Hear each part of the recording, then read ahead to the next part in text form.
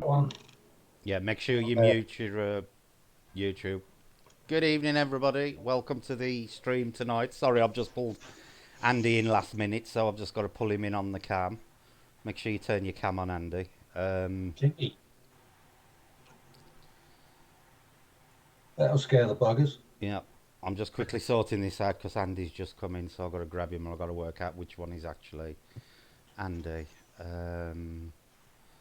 That would be that one. There we go. And we've now got Andy live as well. Way hey. There we go. Right, tonight we're going to be discussing our paranormal experiences, the genuine ones, the ones we've actually experienced over the course of our lives and our time as paranormal investigators. You've probably heard some of mine on various different videos, but I decided we'd do one on a stream tonight and bring them all together. Right, guests tonight, for some reason, our Sam has shrunk again, so I need to make Sam bigger. We've got Andy B from. This is going to get awkward tonight. It is. We've got Andy B from Elemental Encounters. We've Hello. got Sam from Afterlife TV Productions. Hello. And we've just got General Trouble Andy K. Just find another four-lettered name for me. I can be Isaac. It's like having the Spice Girls in tonight. We've got Andy B and Andy K. Right.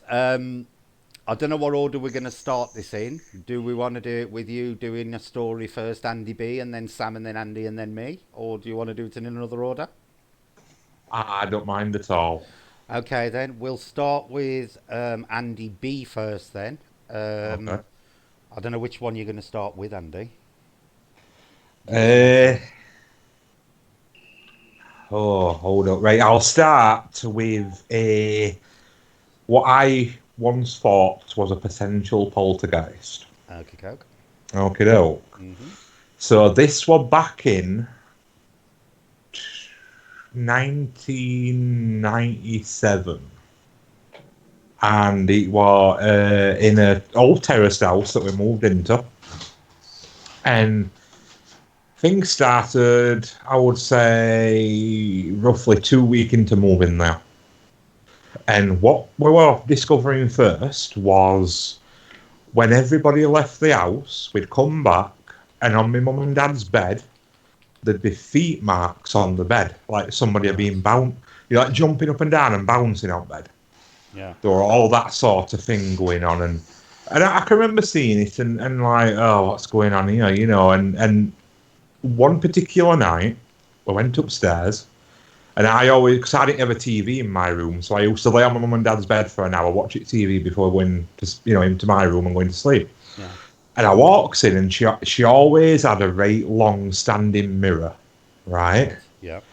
And I remember seeing bed through mirror, and everything looked fine. And as I turned corner, in a split second, the two pillows at the top of the bed had been pulled down to the bottom of the bed underneath the quilt cover without disturbing the quilt cover in a split second, right? And we pulled quilt cover back, and I was like, you know that shock where you don't know what to say. Yeah. It was like that, and I can remember my mum going to the top of the stairs and shouting to my dad saying it's starting again, and I was like, right, so there's something happening, you know. So your parents were aware of it? Oh, they were very aware of it, yeah. So therefore, every single night, because I had bunk beds in my room, right, and then the old-fashioned twisted doorknobs. Why did you have bunk beds? Just for friends that used to stay over and stuff like that. Okay, yeah. You know, we were that sort of family where friends had come all the time and you know spend night and that. And door used to open at the same time, nearly same time every single night, and then close, and then bed would move. You know, like somebody were going in it. Right. I'd get up next morning. You know, I'd regularly like sit up when I heard the door open and see that nobody had come in. Mm-hmm. You know, I'd regularly hang over outside at bed and look, and there'd be nobody there. But you know, I'd get up next morning and there'd be body mark in bed. Right. Where someone had slept in there. Anybody that used to sleep over used to have really bad nightmares and scream all night. Mm-hmm. So I said, right, I'm going to put this to test. I'm going to sleep on bottom bunk and see what happens. And sure as hell, the door opens, the bed shook, and I'm like, well, there's no one in bed with me. The note at bottom. Got up next morning, the body mark on the top bunk. Would this always be exactly the same time? More or less. Okay. Really early hours in the morning, like between 2 and 4, somewhere around there. Mm-hmm. And then it started getting playful. Right. So, yeah. I've got from being a baby, I've got a Spider-Man plush. It's really old. It's like really, it's quite large and it's got like movable arms and stuff. Mm-hmm. I've been obsessed with Spider-Man all my life, but my cousin were over this particular day and we were throwing it at each other over at bunk bed. Like I were proper like launching it at him and making it hit him up face and stuff. And I remember grabbing it and turning it upside down and putting it next to my pillows up top bunk. And we walked round the corner and I was sat on the other side of the bed at bottom and I was showing him this model car that I'd got for Christmas, and I'd been building it and stuff. And we're, talking away and do you know when you put your arm next to you to like lift yourself up off a chair or a bed? Yeah. I did that and Spider-Man were next to me. Right. So it had been moved from top bunk, to next to us, like it wanting to join in, So there was some intelligence to it. I mean, we've got a puppy, and this particular day it saw something come in above the front door, which the front door comes straight into the living room, and it was tracking something by like watching something fly around top corner of the room, and it was snarling dog, and it saw it come down in alcove behind TV, and I had to go and sit in the corner and say, come on, you're all right. And he crept over, we all first stood up, like he'd seen something enter house. If I spent night at anybody else's house, it used to get my mum up by banging kitchen utensils, and she'd come downstairs and there'd be all the kitchen floor. Right, that's interesting. So it didn't actually follow you then? It didn't follow, but it used to get upset if I weren't here. Right, okay. I'd got a range of action figures from Alien films. Can you remember them? Yeah. Yeah. I got a lot of them. They also have like projectile missiles like built into action figures and stuff. And I could line them up on the floor, facing each other, and start firing the missiles at other action figures, and then the other ones would fire back. Yeah. Dorothy says, I bet your mates love sleeping over at your place. Oh yeah, it soon stopped. Trust me, it soon stopped. And then just before we moved out, because I think we only lasted about 9 months in this house, because I couldn't deal with it, because it were all aimed at me.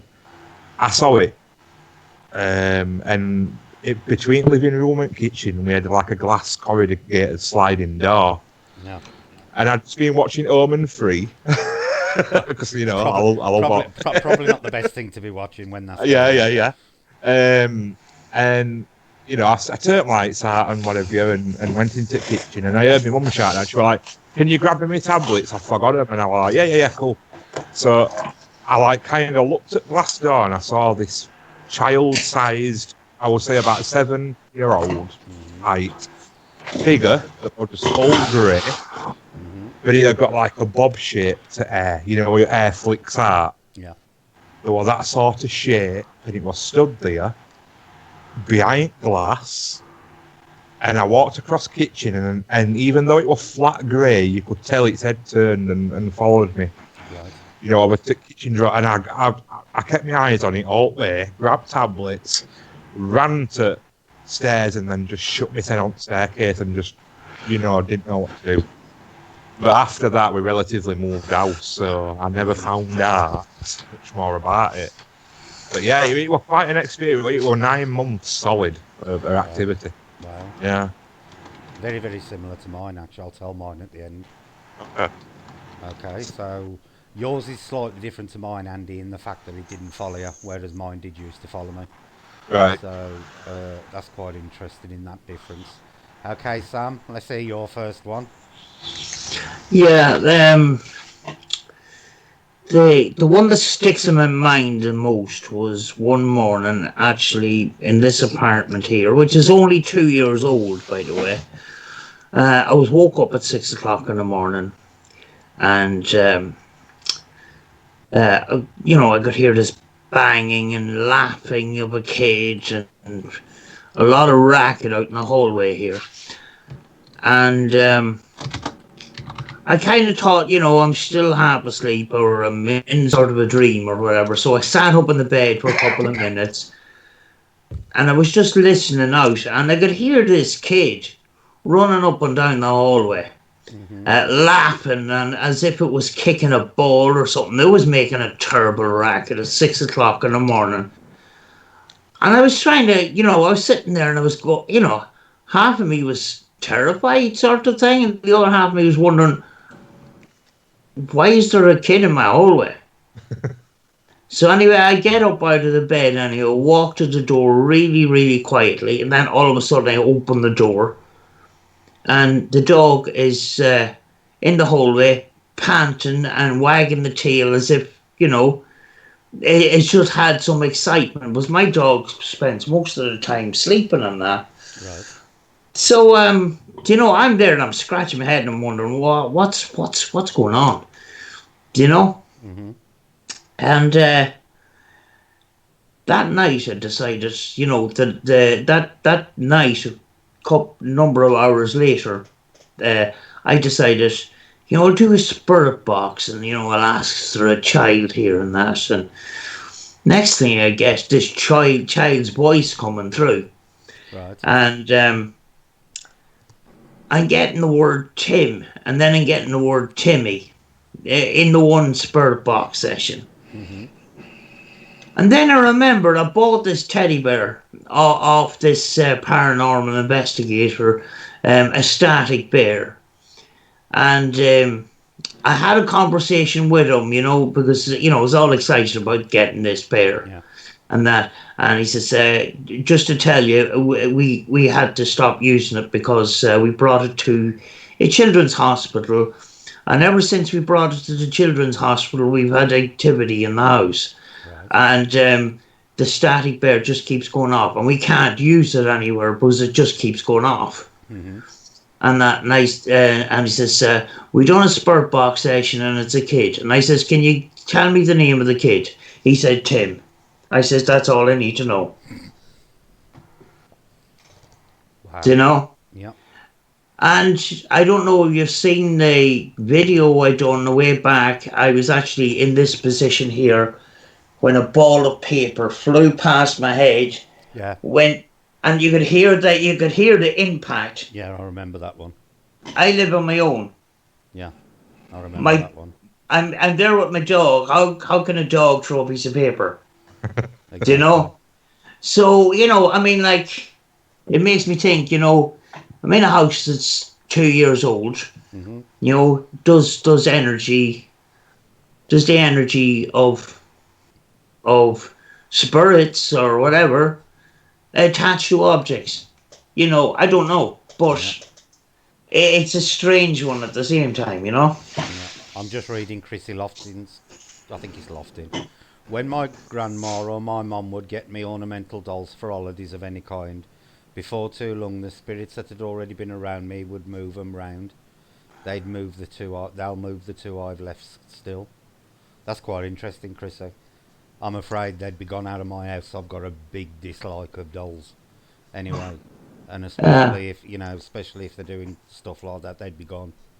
Sam's got a really ugly doll called Robert that, wouldn't even be given house room in my place. It'd be burned.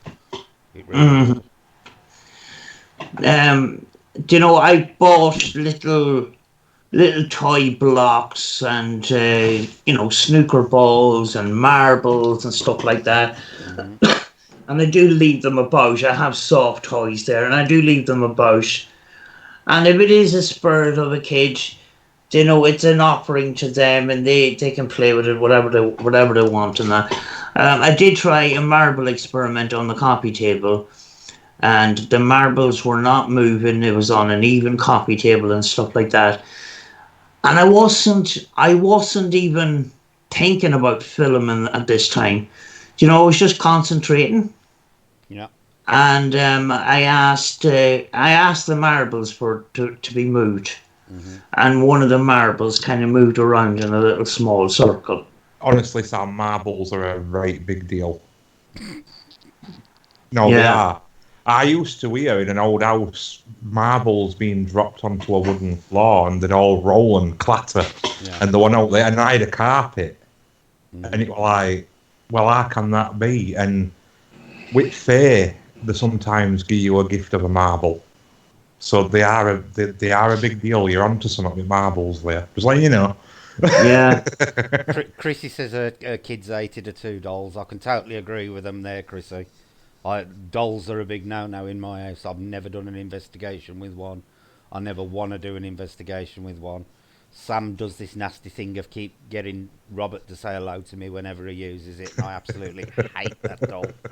Despise him. Right, Andy. What about the inflatable one you sold me? Oh, well, that's different. Had 3 working officers. My mother used to collect some China-faced dolls. They were all over the house, and I just absolutely despise the things. Despise them. Right, Andy, come on then. Let's hear your story.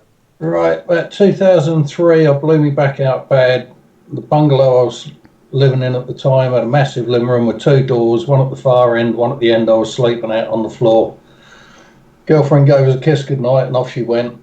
I rolled over on my left-hand side as best I could, started to go to sleep, and then I heard what sounded like slippered footsteps coming across the carpet. Right. Rolled back to say, well, what's up? There's no one there. Went to try and roll back to the left-hand side, and the quilt got pinned down across me. Couldn't speak, couldn't shout. Put it down to like some form of sleep paralysis without actually being asleep. So you were physically pinned to the bed? Yeah. Sounds fun. Next night, same thing happened again. This time, before it happened, like a few seconds before, I just got consumed with fear. Total fear. Right. Over the course of the next couple of years, it got worse and worse. I actually saw it for myself one time, and it was like someone standing there in a wet leather poncho. You know, when the light's been out for like half an hour and your eyes have adjusted. It was like someone standing at the foot of my bed in a wet black leather poncho with some sort of hat on, like a bush hat. So it was actually glistening? There was shine on the poncho. Weird. And it just sort of dropped vertically below the foot of the bed. So you actually saw it disappear? Yeah, it just dropped down out of view. Yeah, and I'm sitting there shitting bricks building castles and thinking, where's the effect of what the hell was that? And then it came up and over the foot of the bed. This time my arms are outside of the covers. I'd have been outside of the bed. I don't know about outside of the covers. It was pinned down across me. The covers were pinned down across me.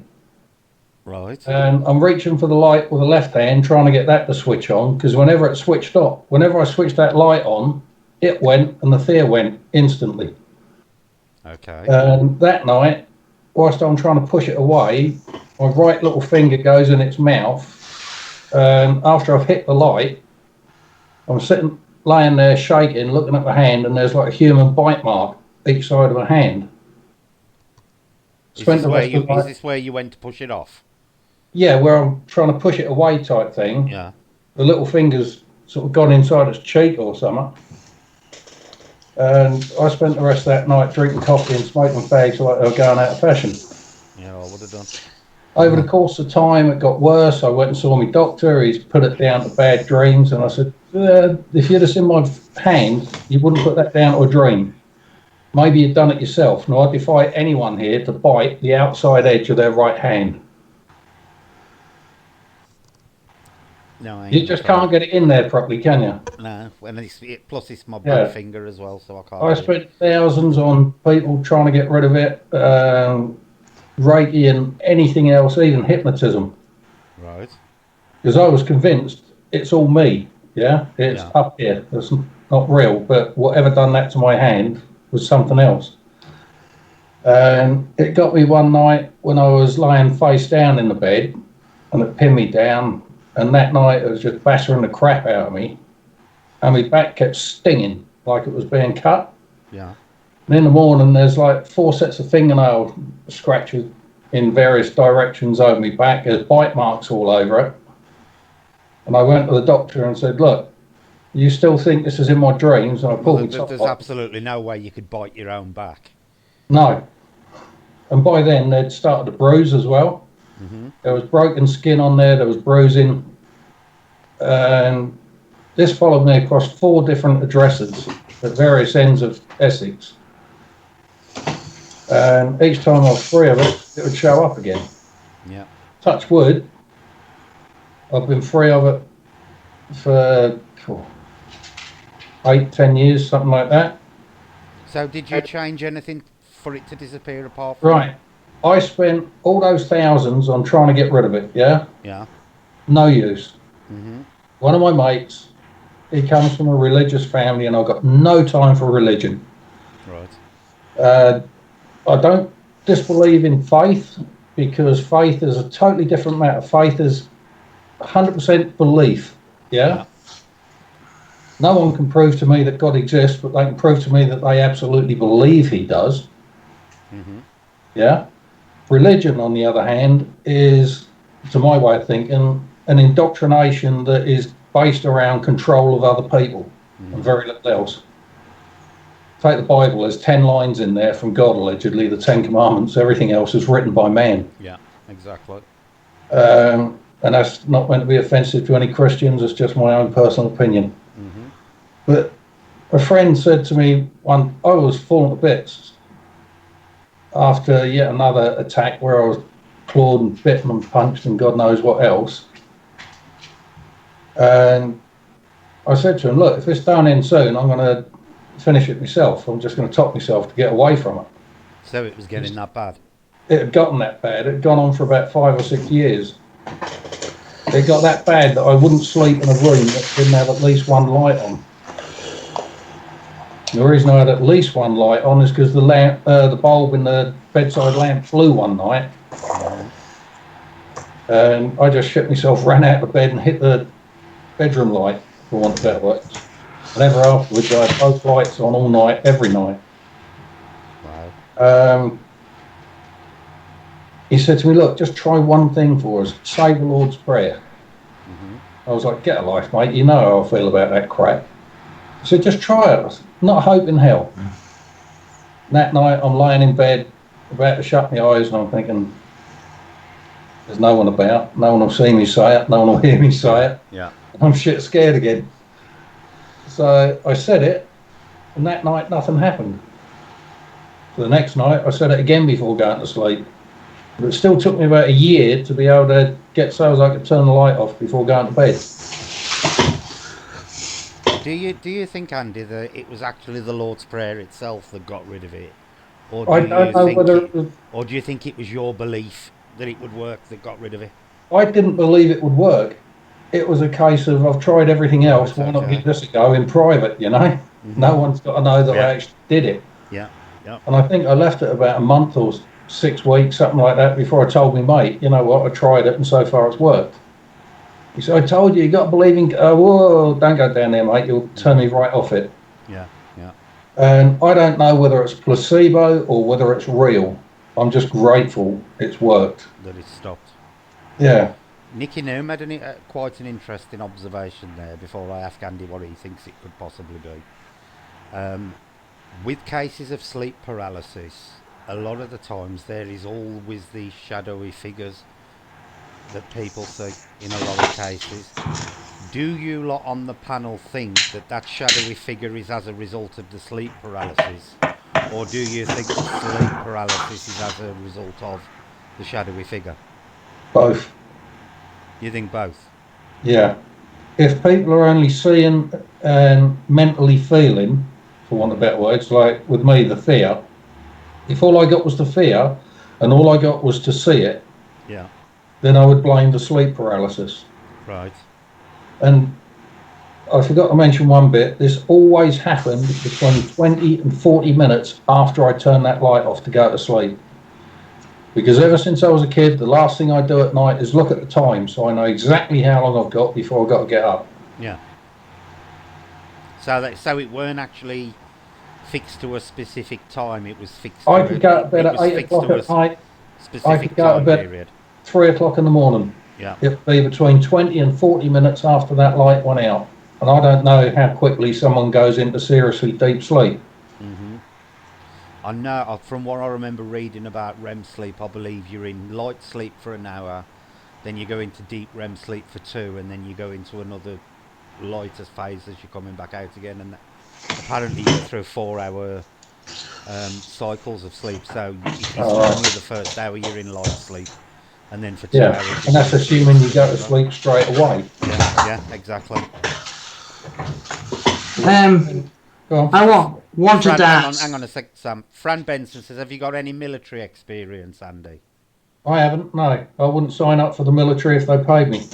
There you go. They don't pay me enough. That's interesting what Joanne's just put. When I have sleep paralysis a few times, it whispers my name. Did it ever speak to you, Andy? No, but there'd be grunts and groans coming out of it, like that time when I got the bite on the hand. So it did make sounds. Yeah, where it's sort of straining and struggling. And the weird thing was, everything under my covers that was pinned down couldn't move. I couldn't move my feet, I couldn't kick my legs or nothing. But my arms were free, where they were outside the covers. So it was literally everything under the blanket was Everything under the blankets was frozen dead. But everything above the blanket was Yeah. fine. Because I'm not being funny. If something's, for want of better words, legs either side of you on top of you, your instant reaction would be to try and kick it off or lift it in some way with your legs. Yeah. And I can't actually remember trying to do it, but I can't picture me not trying to do it, if that makes sense. It's a natural reaction, isn't it, to try and kick someone off you if you're pinned into a bed. Have you got any elemental explanations for that, Andy B? Is there anything you can think of, elemental or fey related, that could have explained that? What, all of it? Huh? What, all of it? Well, you know, the black figurey type thing. Oh, black figures. Well, yeah, because as you know, like I always promote that, more than likely it's going to be an house spirit, that's turned a bit nasty. Yeah. Especially my elf. especially with biting and stuff like that, because that's another classic thing that they do, Right. Yeah. As for sleep paralysis thing, I've only ever experienced it once. I didn't see anything because, unfortunately, when I got it, I was laid on my stomach with my head turned to the side. Right. And I was kind of facing Becky, and that were against a wall, so I couldn't see into my room, which is a damn shame because I'd love to have seen if I'd have been out there and experienced this visual people tend to see. So I can't really comment on that because I'd like to experience it again. I've got to be honest. I have never once that I can remember ever experienced sleep paralysis. Right. I've never experienced it. It's freaky. It really is. It's fun. It's, because like I tried speaking to Becky when I got it, and in my head it sounded like I said a name, but it just come out as, that's all it was. It was really strange, but yeah. Chris has just said even to this day she still wakes up with bruises she didn't go to bed with. Yeah, that's no fun either, Chrissy. I've got to be honest, I have experienced that where I've gone to bed and I've got up the next morning and I've had like a bruise either on my arm or my leg. But, is that me just thrashing about in bed on a night and not realising it, or what? Or was it Jace? I think that's Jace giving you a good hiding. Probably is. I wouldn't put it past him. I wouldn't put it past him. Having a crafty slap while I was asleep. For revenge for all the wrongs I've done him during the day. I was, Sorry, go on, Sam. Andy, I was going to ask you. You said there was some sort of a raincoat? It looked like a poncho. The only way is the way I saw it. As soon as you see something, you normally get some sort of thought association with it. Right. Yeah. If you know what I mean. Yeah. Now I looked at that, and the first thought that went through my mind was, what's it bloody called? Hamburger Hill. Where one of the soldiers, or I know it. Yeah. something like that, you know, where one of the soldiers in Vietnam is standing there in one of the torrential rainstorms Yeah. on guard duty, and that was the first thought that went through my mind when I see it. And then when it just sort of went down on the elevator type thing, I was like, what the was that? Now this is gonna sound a really rude question, but did it try to sexually assault you in any way? Unfortunately, no. So we can narrow out succubus and incubus type attacks then, because you know normally if there's some kind of sexual attack involved. Sorry, Brett. The poncho came right down. I couldn't see any legs or anything like that. It just looked like the poncho went all the way down. Was there a hat like that? There was a hat, but the top was lower to the head. Yeah. I seen a similar figure about 3 years ago, walking through a lane between two houses.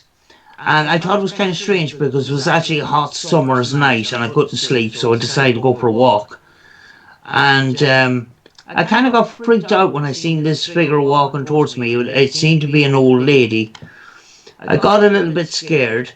It's a summer's night, and there's a kind of it was a kind of a browny green raincoat with a kind of a bowler green, the same colour sort of hat. As she passed, It was really dark. It was Yeah. dark in the bedroom, even though the bedroom window curtains were open and the windows were open to allow some fresh air in there type thing while I'm sleeping. yeah, By the same token, it's the middle of the night, and I was on a little clump of 7.5 acres, well away from any street lights and stuff. So unless there was moonlight, which there was that night, yeah. Well, when she approached, there was no sound, and it scared me even more. So I just kind of went past, and I says hello. I didn't get a hello back, but I immediately looked around, and she was gone, and she had nowhere to go. Oh, that yeah, sounds that like that grabbed me woman. running home. That sounds like that woman I picked up on the bus, Sam.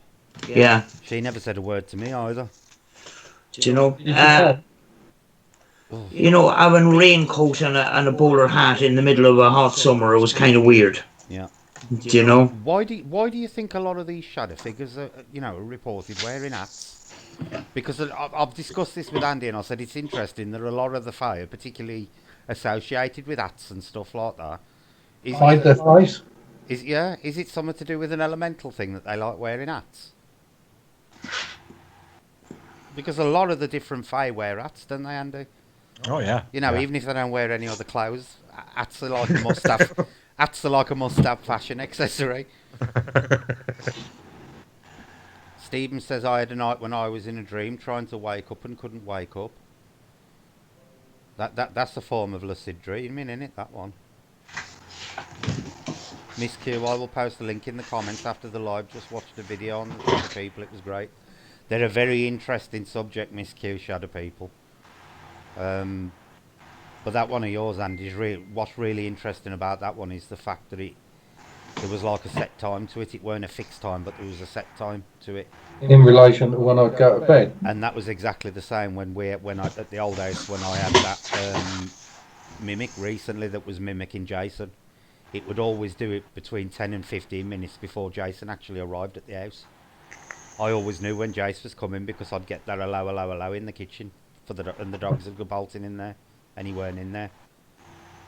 They just stand there looking like they're lost. Yeah, that was exactly what happened. The first Yeah. time he did it, I had to go at him about annoying the dogs, and he weren't there. But that had got a time frame to it. It was always 15, 20, 10, 15 minutes Yeah. before Jace was before he actually turned up. It was Which really good. strange, that one. Right, I'll Could tell you. theoretically Go on. your spirit just letting you know that he's here, he's on his way home. Well, there was other things happened in that kitchen later, and I think we narrowed it down to what it was.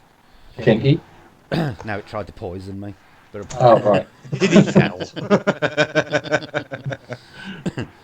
but right, I will tell you my poltergeist story, and this is what actually got me into the paranormal. When I was about 11, obviously still lived with my parents and my two sisters in a 3-bedroom semi-detached house. My mum and dad obviously had got the main room. My two sisters had got the next biggest room, and I'd got this horrible little box room that was probably 8 foot by 7 foot, I'd say. Only a tiny little room. And I'd got a bed in there. I'd got. Can you remember them cabin bunks that were really fashionable in the 80s? Yep. I Where remember you that. went up the ladders and your bed was on top, and you got your computer desk underneath and your wardrobe. It was one of them. And I'd got. Mum and Dad had the kitchen done recently, so I had pinched one of the old kitchen units and I'd got it in my bedroom with my portable TV on it. The first thing that I noticed that started happening, I was sitting at my computer desk the one day on my computer, and I heard what I thought at the time was a buzzing noise. And I turned round, and the cupboard that the TV was on was actually vibrating that fast. It was making like a buzzing noise. It was the rattle of the thing against the floor. It was going that quick, and it was buzzing. That was the first thing that happened. Then occasionally I'd start getting books falling over. You know, books that had been on shelves for months untouched would suddenly start dropping off shelves. That was the next thing. Then I started having things going missing. Strange noises in the bedroom. Especially on a night when I'd got to bed, I'd get this sense that there was actually something in the room watching me. I don't know whether you ever got that with yours, Andy, but I used to get this really intense feeling that there was something standing in the corner by the cupboard that was actually watching me. This went on for about 8 months, and it gradually got worse. Things disappearing, bangs in the room, things dropping down. I was actually pinned against the wall by a cupboard the one night by my bookshelf. I was standing in the corner of my room doing something, and the bookshelf physically slid across the floor, so it made like a triangle across the corner of the wall and blocked me behind it. That was one of the most frightening things. But this went on for about 8 months. I spent pretty much every single night of that 8 months eventually sleeping on the landing. I would go to bed. I'd be in that room about an hour at the most. All this stuff would kick off. Blankets coming off the bed, blankets being pulled, and I'd be out and I'd sleep on the landing. My dad he's an excommunicated Catholic. He was excommunicated for marrying my mother in a Church of England church. But he has still got very, very strong Catholic beliefs, even though he claims he don't believe in it. My dad wouldn't believe a word of what I said. You know, he'd get up because he was a milkman. He'd be up at 4 o'clock in the morning, and I'd be there lying on the landing with my duvet over me. And no matter how much I begged, cried, and screamed, I was forced back into that bedroom until he'd gone to work. Even to this day, because my parents still live in the house, I do not like that room. If I go in that room, there is a really weird feeling in that room. Really weird. But the final thing that happened with the poltergeist that was really strange in poltergeist cases is the thing actually manifested to me. Towards the end of it going on, it was a couple of weeks before it finally finished off, and I'd been asleep the one night. I was lying in bed. I woke up. Now, bearing in mind, I'm lying in bed at the top of this cabin bed, which was like 4 feet from the ceiling because of how high it was. And as I opened my eyes, there was a gentleman literally floating horizontally above me, literally in line with me, about 2 feet above me. Now, his head was literally level with mine, and this guy was just staring down at me, absolutely no expression on his face whatsoever, just totally neutral expression. And I always describe him as and a lot of people, younger people won't know this, but a lot of people, older people will. I always described him as a cross between Count Dracula and Ray Reardon, the old snooker player. Not because he's got fangs, but you know how Ray Reardon and Dracula used to have their hair brill cream back? Yeah. And this was exactly what this guy had got. He'd got brill cream back hair, darkish hair. He was wearing a white shirt and braces. He'd got brown, dirty, dusty work trousers on and boots. And I was staring at him for about 5 seconds. And as I was staring at him, he suddenly shot down at me from towards my face. As he came down, pure instinct, nothing else, I actually shot up in bed, sat up, and when our faces were literally millimetres apart, he blinked out of existence in front of me. Just totally disappeared. 1 second he was there, the next second he was gone. After that, the activity slowly died down over a period of about 3 weeks. But even still to this day, I get the sense that there is something in that bedroom. As a side note, what was really interesting, a couple of weeks after it had all finished for me, my dad suddenly announced that he was moving me out of that bedroom and putting me into the room that my sisters had been in, because my elder sister was moving out with a boyfriend, husband to be, and he swapped me and my sister around. Now I am convinced to this day that my father saw something in that room, but he's the type of man who would never ever tell you that he had. Even if I asked him today, now my dad's over 80, I know for a fact he would not tell me what he'd seen in that room. But he suddenly announced one day that I could move, and I was moved into the other room, perfectly fine in that room, nothing, no bad feelings, and my sister never ever reported anything happening to her in the little room. But my parents still live there now. They're still in the same house that we've been in since I was 4 years old. But even to this day, I cannot stand being in that room. It's just got horrible atmosphere to it. And that is what got me into the paranormal. It was 8 months of pure misery from a poltergeist. When I saw it, it wasn't actually frightening because it happened that quick. I didn't have time to be frightened. It was more just complete and utter surprise that this guy was floating above me in the bed. And he was there for about 5 seconds before he literally shot down at me at speed. And as he came down, I went up. And had he been real, we'd have headbutted one another. That was how we met in the middle. And as we came face to face, he just vanished. And that was the one and only time I ever actually saw what was doing him. But what was interesting to note, after that happened, it dissipated over the course of about 3 weeks. I just heard a crow. Chris says he's just heard a crow. Has anybody got a crow near him? Nope. Nope. It could be my creaky chair. COVID or COVID? Okay, so that was my poltergeist experience, and that is what originally got me into the paranormal at the age of 11, and it's been a lifelong obsession since. Right, Andy. B. I have to remember now there's 2 Andys. Yeah. Do you want to go on to your second one? Yeah, I can do. Right. This is a bit of an odd one. This one literally a year after my first story. It was a year my youngest brother was born. So we moved house out of that one that was terrifying everybody. Mm-hmm. Moved to a completely different village in Barnsley, and we're getting a little bit of activity in this new one, to be fair, but it were after my uncle had died. I got a load of copper pennies thrown across kitchen at me, and I could hear them coming through air, and I was like, oh my god, and the hit wall behind me, and some hit me, but that's all a different story. But in this particular house, I made a friend that lived across the road, and then between right weird situation. So there were our house, and then you got like a driveway with grass at either side that went round to 2 small bungalows in between other houses.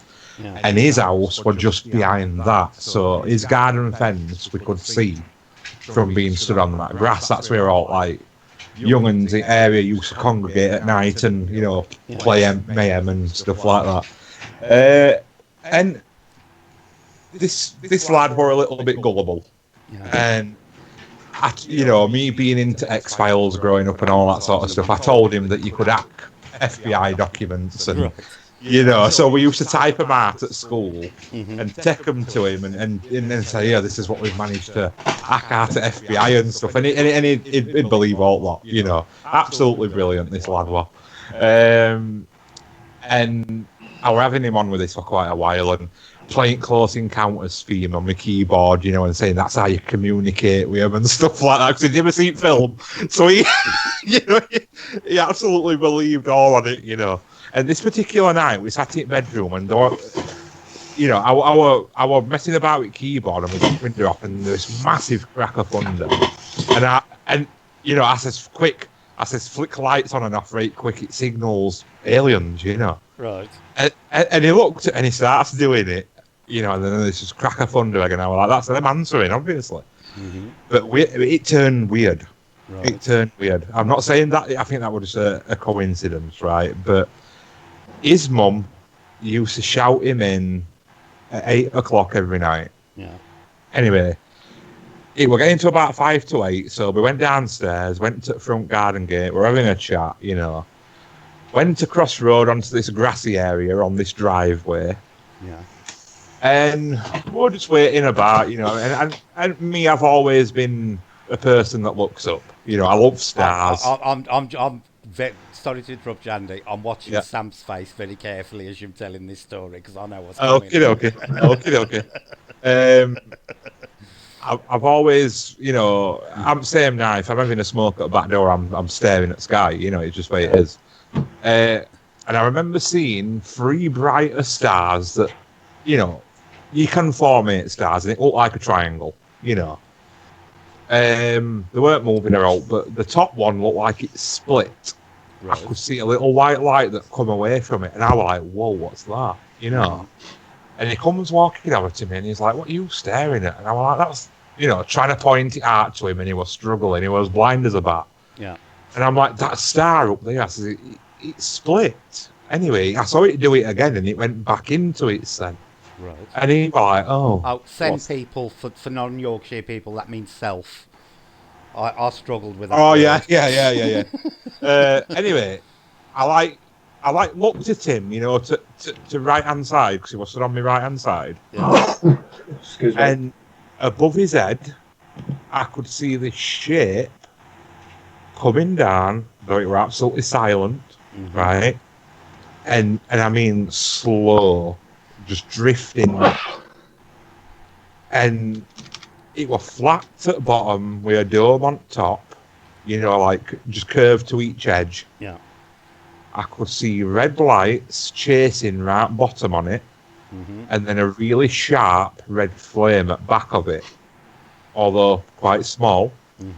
And we had some massive conifer trees in our back garden, and as it were banking in, they were all bending to the left like it was pushing them away from itself, you know. Right. So would that be like? Would you think that would be like a gravitational thing? Definitely. Anyway, I did the old cliche thing. I grabbed his head and turned it, you know. And his jaw, I remember him. It just opened, and he was like, he was dumbstruck. He couldn't speak. And I was like, we've got to. What is it? You know. So we like approached it right carefully to roadside. Yeah, Sam's keeping a face extremely neutral at the moment. Go on, Yeah. I'm reading the chat. I said we needed to get a better look at it. Yeah. So if we run to the top of the street in a right corner, and then there were there's a massive hill road. You know, it just goes up and up and up and up and up. So we set off running up that to try and get a better view at back on it. Yeah. But when we turned round, it weren't there. There was nothing. Right. So we looked all, you know, quickly around us, nothing. Run back down the right corner onto where we first saw it, and it was there again. Yeah. At this point, I said to him, I need to get underneath it. So I run outside of my house, jumped up onto wheelie bins. Right. And then over 6-foot gate, nearly broke my ankle dropping down. Looked up at it, and all I can remember was just like a feeling of being froze, and a massive white flash that completely blinded everything out, and then a streak of light as it shot off into nothingness, but up. Like. And was that the last time you saw it? Yeah, well, yeah. I mean, all that were going on for, I would say, a good 15 minutes. So I went back into house through front door, said to my mum and dad, because it were a bit like my house now. We've got a front window and a back window in living room, and I says to her, did you see a big white flash then? And she was like, no. And I was like, right, well, you should have done. Anyway, I walked back out to front door to go and see him. He were waiting at me. He were like, what happened? I said, I don't know. I says, there was just a flash and it had gone. He says, well, I could see streak or it going. Yeah. And I was like, right. Anyway, his mum started shouting him, and I looked down at my watch, and it was literally 8 o'clock. So by my watch, that should have been 5 minutes. We must have been out there 10, 15 minutes with this thing. Right. And build up to it as well, me watching the stars. And, yeah. And we went downstairs at 5 to 8. So it was like we didn't lose time froze. Now, me and that lad, we didn't obviously report out because we were only young, we were still in high school and stuff like that. We didn't hear of any reports, nothing. He kind of stayed away for a little bit. He turned a little bit strange, that lad, after seeing it. But both the stories matched up apart from one discrepancy, which he saw multicoloured lights, where I only saw red. Oh, right. Which were really strange. And in like later years of my research into UFO stuff, it's like I've put it down to some sort of mood style lighting from the person that's doing it. So like a bit like a mood ring. Yeah, which is a bit strange, but apparently. Do you think it could have been to do with light bending and your different positions? You were seeing different light. Well, we were relatively stood exactly next to each other, because so I don't know. One of the things they say that they speculate about UFOs that use some kind of gravitational propulsion is that light is bent, as we know, by gravity fields. And even people standing a few feet apart could actually see different wavelengths of light. Right. From the well, maybe source. so. Maybe so. I mean, his eyes, like I said, his eyes were quite bad as they stood anyway. So maybe so. But one of the other things that I have looked at, a lot of people that get abducted whose stories are, when they've been for lie detector tests, and a bit like Travis with Fire in the Sky, they usually tend to see red lights, which is really strange, obviously, because I got underneath it, there were a pause. I went through all classic. 2 days later, he turned back up at house, that's when we first saw him again after seeing it. And we had a black car with fully blacked out windows following us around the state. So you had a Men in Black experience? Yes, we never saw the people. Yeah. Because we managed to duck behind this parked up car. Right. Because it was physically following us, but even the front window screen were black. Which is illegal. Could not. It's illegal over here in this country. It's illegal in the UK, yeah. Yeah, to have a tinted windscreen. And it was quite an old car as well. Couldn't tell you what type because I've never been a car person really. But we managed to duck behind the car, and it eventually did a few more cycles round, but eventually it left. Okay. But what I can tell you is, a few months later, that friend something did happen to him that night, because he went really strange. And my great grandma lived with us. My mum used to look after her. She was bedridden. She had numerous strokes.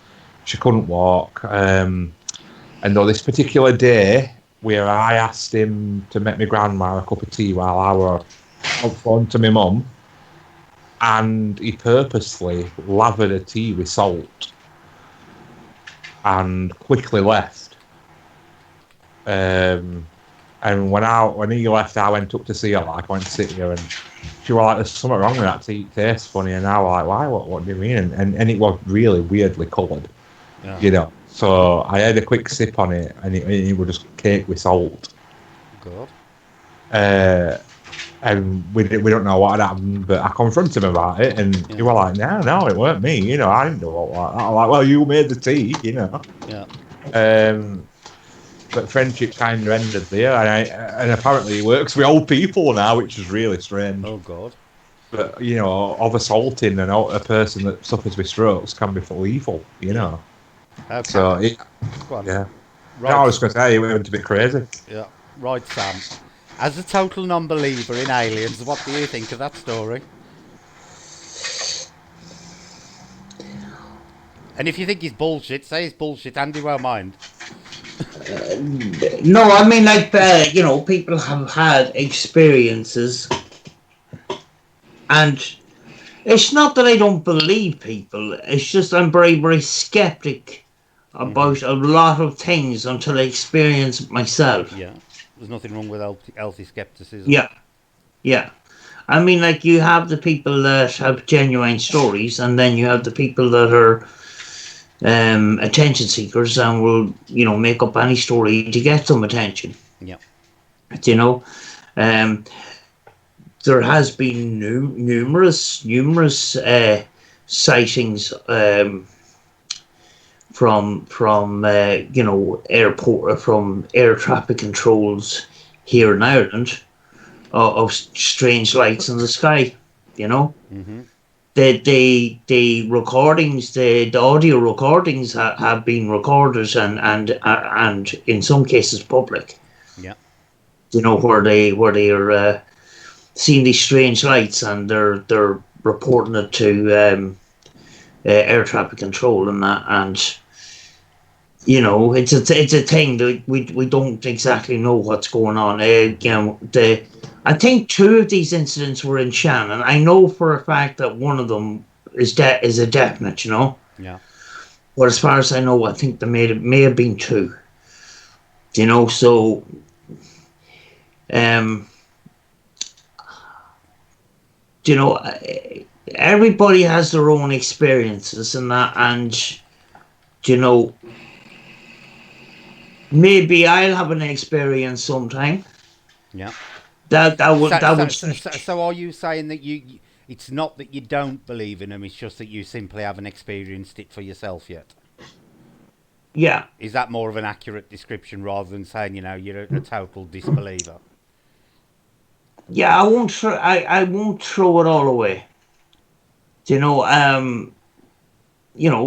there's possibilities out there that we don't understand, and most of the stuff that we don't understand, most of this paranormal stuff that we don't understand, we're working with it all the time. Do you know? Yeah. See, So- my only UFO experience, or what could have been a UFO experience, was when I was with my son's mother, and we saw this huge light that flew across the sky, about the size of an orange, quite bright, and moved very quick. But that's the only ever experience I've had UFO. I am a believer, as you know, I am a believer in aliens. I do believe they've visited here, and I believe they still are. I think we're just one big giant science experiment for them, and that's why they come in. But that is just my personal experience. What's your take on aliens and UFOs, Andy Kay? Aliens exist. The chances of them not existing, as in life out there somewhere, is so infinitesimally small. It's got a better chance than God existing in my book. Why would they come to this earth? I can't see a reason for it. Yeah. What real experience? There's quite a few people Possible. out there who are big believers in aliens but don't believe they've ever been here. For me, Yeah. I think it's mathematically impossible for there not to be life out there, but that's just me personally. Yeah, same opinion. I just checked on the road map. It's a 40-mile drive, but it's probably 15 miles in a straight line from where Rendlesham Forest is to me. Oh right, I didn't realise you were that close. Not to you, Rendlesham Forest.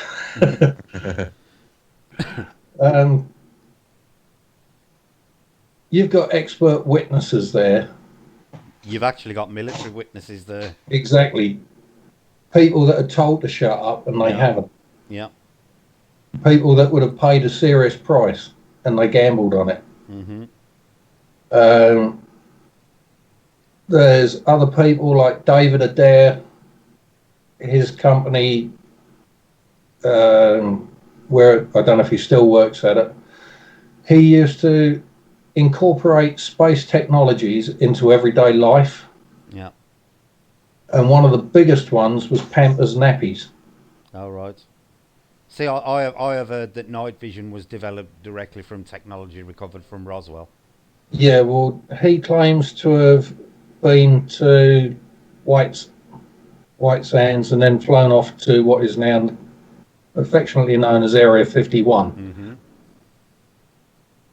You can check him out on YouTube, you can check the newspaper reports, this, that, and the other. But when he was 17-ish, he'd finished inventing a rocket Right.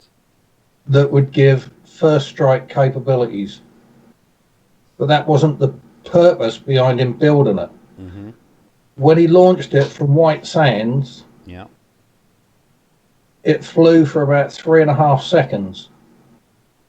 But it got well up above the Earth's normal atmosphere. In You know, 3 you're in seconds. a territory space shuttle Yeah. in 3.5 seconds. Wow. Bang, it's there. Wow. They could have launched those at Russia, and the first Russia would have known about them coming in would have been the Flash. Yeah. And he said at the time of it taking off, there was no roar, there was nothing like that. He said the only way I can describe it is think screaming angels, because it was a nuclear-powered rocket. David Adair, Adair, he's well worth watching on YouTube. He's also funny as hell. I'll just have to look him up. Not Von Braun, but he met Werner von Braun. There was another bloke there from Germany that had come over on Operation Paperclip, who, after the launch of the rocket, David got to hear the words "first strike" for the first time. He's no thick bloke. He's got an incredibly mathematical mind. Mm-hmm. And Stephen Hawking actually helped him work on the formula to contain the nuclear energy and direct the blast in one direction for his rocket. This German fella, he kicked up at White's. He was asked to make it land out at Area 51, which, as far as he knew, was just a dry lake bed in the middle of a desert. Yeah. And he said when he got there, there's two 10,000-foot runways and stuff like that, big warehouses, and he was taken down underground where he was shown the crash remains of a ship. Right. He said, and the weird thing was, he'd touch the side of this ship and it would start changing colour. Oh, really? And it would immediately be cut. He said you could perceive the time difference, but it was like that quick. Yeah. The side of the ship would become the same temperature as his hand. And where he moved his hand about on it, it was kind of like the way I mentally picture it, is being under the water with a load of diesel spilt on top, if you picture the colour scheme. So it was like and then polychromatic. moving your hand just below the surface. So it's like polychromatic effect. Yeah. And the engine in there, he said he looked at the engine and he said you could see those bits busted off and this, that and the other where they'd obviously shot this thing down somehow. But the engine reminded him very much of the containment unit that he had for his rocket. And he said to these two guys that are there, can I get up and have a look? Mm-hmm. And the man in black said no, and the German said yes, which immediately countermanded the man in black. So he got up, he had a look round, and he could feel various different parts of this thing. And he said there was like an area where you could sit and you could put your hands there. He said, and I put my hands in it, and immediately they're trapped, pinned. The more you pulled, the heavier they held his hands. Right. And all of a sudden he's got all this stuff going around in his head that don't belong there. So did he say it was like a type of control panel? No, he just said it was like a seat with two areas to rest your hands. Yeah, but were they like a control panel that were like mentally connecting when he stuck his hands in there? That's the word, mentally connecting. And how true it is, I don't know, but he claims it was a bio-organic ship, Wow. a living ship. And it would connect, didn't matter what language you spoke, it would either decide to or decide not to connect with the person sat in the chair with their hands in the thing, and they'd exchange information. Now, this bloke, he holds a position of great responsibility. He does nothing but slag off NASA for holding information back and stuff like that. In fact, his acronym for NASA is never a straight answer. See what your UFO story triggered there, Andy? A great big long discussion on UFOs. A load of waffle. Just a couple of quick points on that. There is documented evidence out there, photographs and records that show that the Germans during World War II were working on things that look like flying saucers. Well, as I stated previously, one of the other claims about technology is that night vision technology was derived from stuff that came from Roswell. And Luna just said something really interesting in the chat that years ago he used to live, or she, 5 miles from Area 51. Wouldn't that be an awesome address? wow. I'd love that. Right, Sam, do you want to get on to your next story then? Yeah. I have been at a location in Letterkenny, about 20 miles away. I've done a couple of small paranormal investigations in a graveyard there. One of those kind of locations where you start your paranormal investigations, you know, a little small graveyard and a little ruin of a church and that. The strange thing about this ruin of a church is there is a grave right across the front door of the church. And I always wondered, why would there be a grave across the front door of this church? Because, you know, there's grave spaces around the church. So one day, anyway, a friend of mine, he wanted to get back into photography, and he asked could he go with me, and he could take a lot of the stills that could be analysed and stuff like that, and might help in the investigation. He wanted to be part of the thing.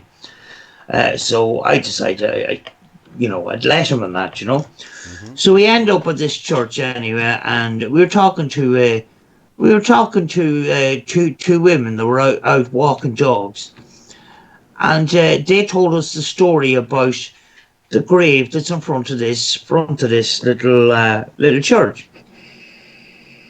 Apparently, the Reverend belonged to that church. He was such a nasty man that they decided to bury him at the front door so the congregation could walk over his grave while they were going into the church. It's the oddest thing and the oddest story I've ever heard about, burying a reverend. Do you know, when you think... Wouldn't that be considered a bit disrespectful, though? Well, that was the idea, but, when you think about the church is not about disrespecting. Yeah. But seemed to be, in this case, is quite odd. Mm-hmm. Where this gravestone, this flat, horizontal gravestone is situated. It's right at the doorstep. Right. Basically, they turned this gravestone into a front doorstep of the church. Wow. So his congregation can walk all over him because they hated him that much. But anyway, it was during the day. Nothing spooky or anything like that. I wasn't that great on doing paranormal investigations. I had a couple of little things and very awkward doing them. So I decided, I'm going to do a spirit box session while I'm walking around. So I put headphones on, plugged the headphones into the camera, plugged my spirit box in, and had a microphone inside in the headphones. But at the same time, I didn't want to be seen walking around a church with a camera and a radio in my hand. Mm-hmm. So I asked the cameraman, could he sit at the gate? He had mobility issues anyway, so could he sit at the steps of the gate and give me a shout if anybody comes up the road. So he says, fine, that's grand. So I walking around doing my little spurt box session, asking silly questions like when did you die and all this kind of stuff. The usual line Repertoire. of, Yeah. yes, the usual line of beginner questions kind of thing. And I pan the camera around on the location as I'm doing the spurt box session. Everything was fine anyway. I went home, left the cameraman at home, and went home here too. And as usual, I can't just leave the piece of footage. I have to have a look through it. But when I was doing the spurt box session and the camera had panned towards the cameraman, I seen a figure standing beside him and right over the Reverend's grave, and it looked like they were walking into the church. So I picked up the phone and I rang the cameraman. I says, listen, I thought you said nobody came on site while I was doing that spurt box session. And he says, yeah, nobody was there. I says, well, what is a woman standing beside you while I'm doing the spurt box session? And I sent him I had sent him the photograph. Mm-hmm. And he looked at it and he says, she wasn't there when I was there.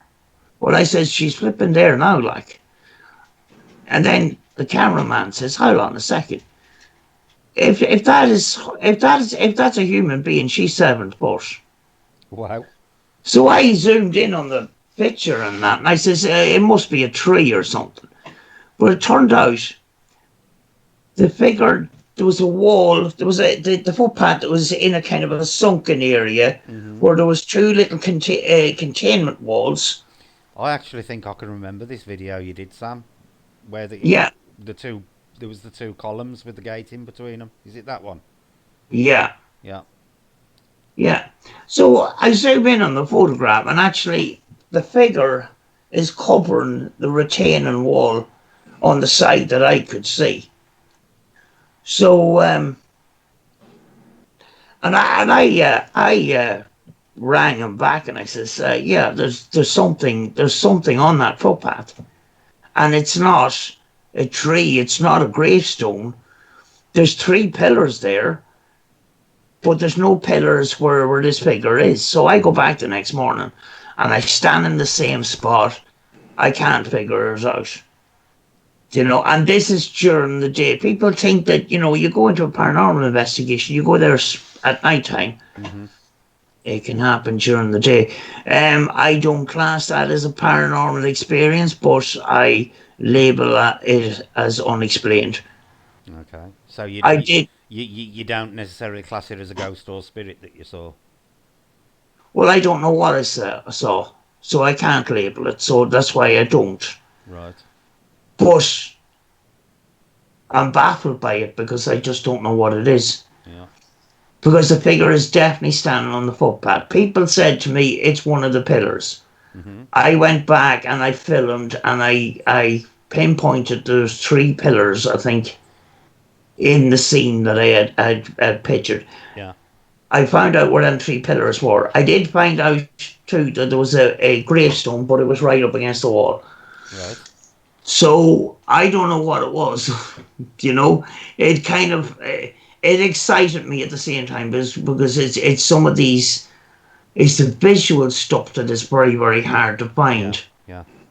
You know, and in my experience, that's one of the visual experience that, you know, stood out to me, which I can't explain. You know. Yeah. Yeah.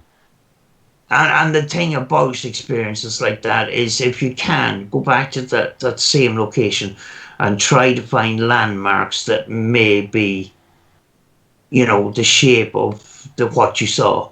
Mm-hmm. You know, in this case, we couldn't pin it down to anything. We looked at the surrounding trees and stuff, but what was debunking all that was the covering up of that retaining wall where that figure was standing. It just looked like somebody walking into the church on a Sunday morning with black clothes on. You know? Interesting capture though. Yeah, and it's one that, you know, we can't go any further with it because we just don't know what it is, you know. Yeah, but at least you went back and verified that it wasn't something like a gatepost or a tree or. Kaya, please do not eat your bed. Sorry, Sam. Sitting there pulling chunks off the blanket. Well, you know, I did try to go back, and I made a video on it, and I says, you know, this is the area, folks. But it wasn't just about proving it to YouTube or anything. I was baffled myself. I just Yeah, couldn't get yeah, it out of my mind, and that's why I had to go back, and I had to do it for myself. yeah. You know, for me, I bring the camera along with me. I don't base everything around, you know, Mm-hmm. fleecing YouTube or whatever. You know, I had to Yeah. prove for myself. But we could never figure that one out. But it was baffling. And actually, you know, the cameraman, he didn't really want to go out anymore. You frightened him that much? Scared. Yeah. Best way to lose one of your team is see something genuine. You know? So have you Well, had any? Go on, Sam. Sorry. well, it saved me further down the line, having to tell him he can't go out anymore. Oh right. So. Because it was kind of getting to that point after that, you know. Mm-hmm. So the ghost scared him off, folks. Well, that ain't a bad. I didn't have to do it. Didn't have to do anything to it. Maybe they knew you wanted to get shot of him, Sam, and did you a favour. Yeah, yeah. But he was sitting on the step, and he wasn't none the wiser. Oh God. It was seen. It was seen on the. It was seen on the video footage, and Yeah. what I took from it was a screenshot.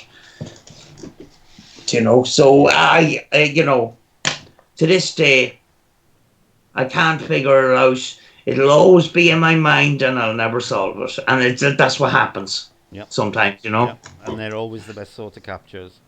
Yeah. That's what I was going to say. They're the best ones because Yeah. they leave you guessing. Yeah. Right, Andy, have you had experienced anything else paranormal? Or that you would Yeah, consider can I paranormal? attempt to do a screen share? Can you what? Attempt to do a screen share. Don't worry, it's not the porn that I Yeah. said earlier. That's alright then. Right, let's have a go, see what we get.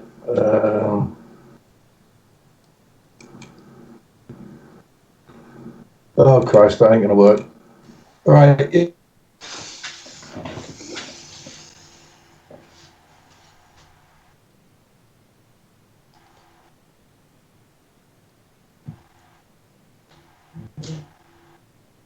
Has Andy froze?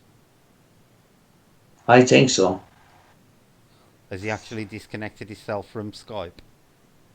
He's frozen in time. He's put killed me Skype, be right back. Right, okay, I will go on with my next one then until Andy comes back. My next one that I'm going to tell you is my famous near-death experience. Happened when I was 15. Probably, I would say, one of the weirdest things I've ever experienced in my life. am I back? Yeah, you're back. You're back. Go on, Oh, Andy. great. I'm just telling them my NDA, and then we'll go back to you. Oh, go on. I was actually at a friend's house with a group of friends, and we were playing pool on their little pool table they'd got in their living room. Their parents had just had the house all nicely redecorated and new sofa and carpets and everything.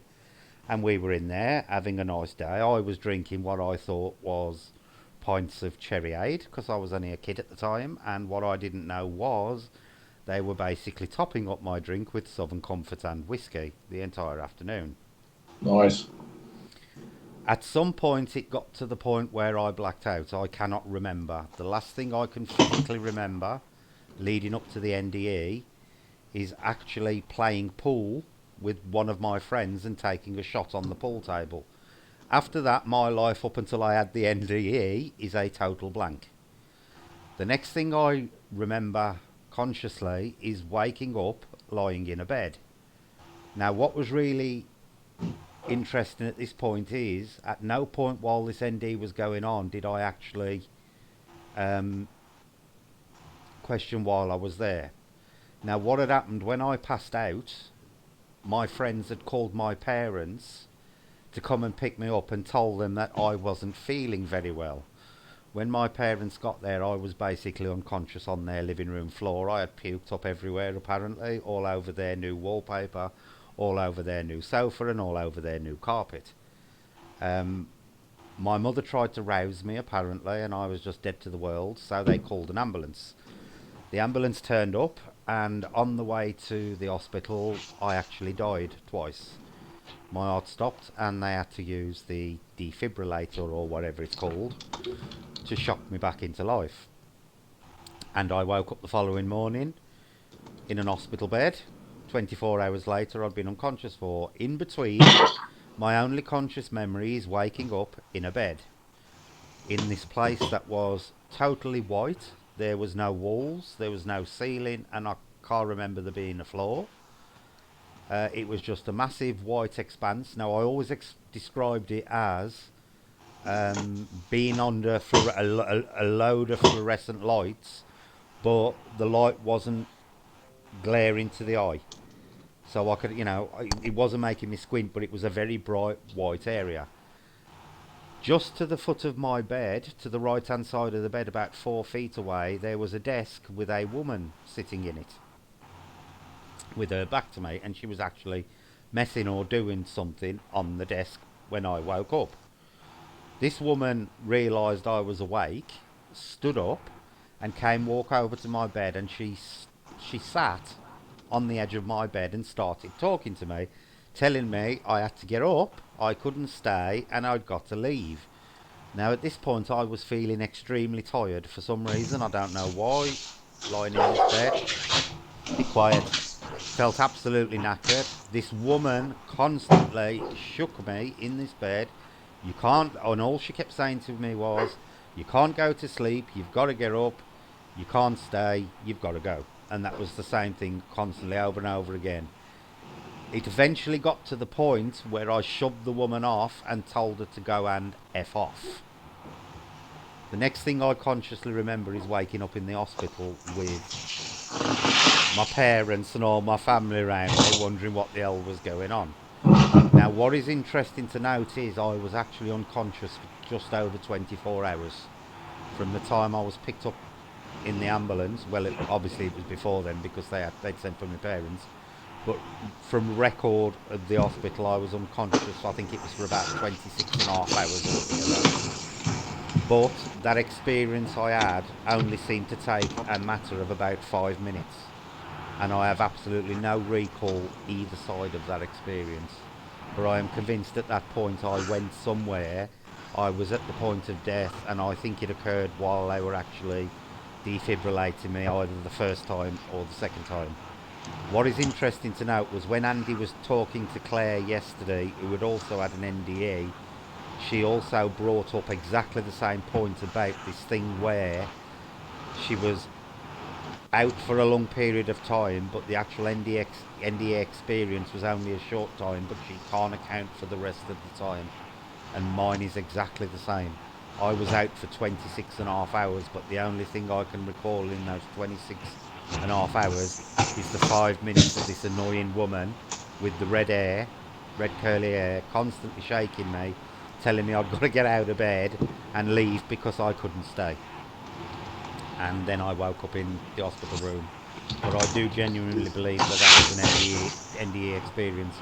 When I came round the following morning, the first thing I said to my mother was, please apologise to the nurse who I swore at, because I didn't realise who she was. And then when the nurse came in, I realised they were all wearing pink uniforms. Now, this woman who came to the bed and spoke to me was dressed, I would describe her as in more of the uniform of a flight attendant on an aeroplane. That was the type of very slim pencil cut thing, but everything she wore was pure white. But she'd got long red wavy hair that went down her back. What's killing my voice? But that was my really weird near-death experience. Nothing like your typical ND experience. I don't remember floating down a tunnel. I don't remember seeing any of my dead relatives. I don't remember hearing heavenly choirs, meeting St. Peter at the gates and telling me I couldn't come in. The only person I actually met and spoke to and I had a conversation with this woman for at least 5 minutes was with the woman telling me I'd got to get out of the bed, and I could feel her physically shaking me. It wasn't a dream. It didn't feel like a dream. I was actually physically there at the time. Or I believed I was physically there. But it is one of the weirdest experiences I have ever encountered in my life. But not your typical NDE. Right, Andy, do you want to go on to yours now then? I've just sent the message on Skype.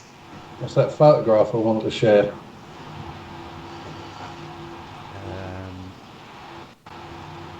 Don't know whether it'll work or not, but I sent it. Let me have a look in there. Let me have a look in chat. I thought rather than kill this thing again, I'd take the lazy way out and get you to do it.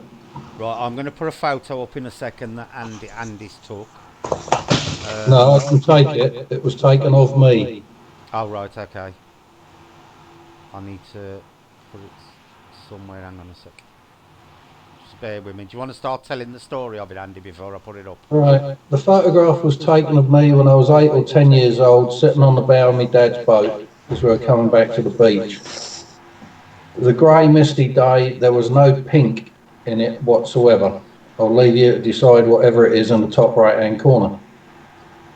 Now, prior to 2004, to the best of anyone's knowledge, that Polaroid photograph had not changed in any way whatsoever. There's a small water splash on the lower right-hand corner. That's been there since my sister who took the photograph got out of the boat. 2004, August, I think it was the 10th. I'd gone 9 days and nights for no sleep. I was hallucinating to the point where, between the pain, the nighttime encounters, and no sleep, I was sitting in a classroom back at the school days. Yeah. 2004, so that's 16, I was about 39 at the time. And all my mates are sitting there and they're saying, look, you wouldn't let a dog suffer like this, you'd take it out in the field and shoot it, just end it. And that night I tried to kill myself. So about 3 months worth of prescription meds in the hope they'd work, and I woke up the next day in hospital. I was not happy. 3 weeks later, roughly, my sister finds that photograph. She brings it to me. It had begun to change into what you see on it now. Right, I'm just browsing. Yes. Call it up. What you will see on it in a bit. It's a really, really interesting image, this one. I want your opinion on this one as well, Andy, because I think you'll like this photo. That began to appear a few weeks after I'd tried to commit suicide. So this thing that you can see on this image wasn't actually there when... It was never there beforehand. It lived in a brown paper envelope in a drawer at my sister's house. Purely by chance, she found it before driving down to the other end of Essex to come see me. Okay. And that's now my most prized possession. Right, it's up now, but you'll have to wait for the delay for it to catch up. But this is a really, really interesting image, Andy. I think you'll like this one. I was about to say I can't see anything at the moment. Yeah, it'll come up in a minute. I've just got to wait for it to... You've just got to wait for the stream to catch up. Just tickle it nicely, it will come up a bit quicker. Yeah. Okay. But Andy says this image that you're about to see, tell me when it comes up. The extra bit that you'll obviously realise what you're supposed to be looking at was not there when the photo was originally taken. Now, if you're able to zoom on that on your own computer, Brett, into the... I can't. It's actually set on. No, I mean at a later date. Yeah. Everyone says it's a face. You can see the long hair, this, that, and the other. Right. When you zoom closer to that, yeah, it could be a face. I don't see hair. Right. I used to at first, and then it dawned on me. My mother was never without a homemade woolen cardigan. And when you look at that image closer, down the leading edge of each hair, you can see like buttonholes and buttons. Mm-hmm. Whether that is my mother or not, I don't know. She died in 92. I tried to join her 12 years later. Right, apparently we've been having a bit of buffering issues while I was setting that up. So, can you just quickly run through the story of the photo again? Yeah, Andy? no worries, Chris. Apparently buffered while I was doing it. Right, that was taken when I was 8 or 10 years old. I'm 55 now, so it was a shitload of time ago. It's a wonder we even had photos back then. Mm-hmm. The water splash directly to the right of my elbow, that happened getting out the boat. 2004, I'd been through no end of pain with my back, couldn't sleep at night, and when I felt like I could sleep, I was too terrified to sleep. Got to the stage where I tried to kill myself. I'd done everything. I'd done my wrists. I took a massive, took the overdose first, then done my wrists. I wanted out.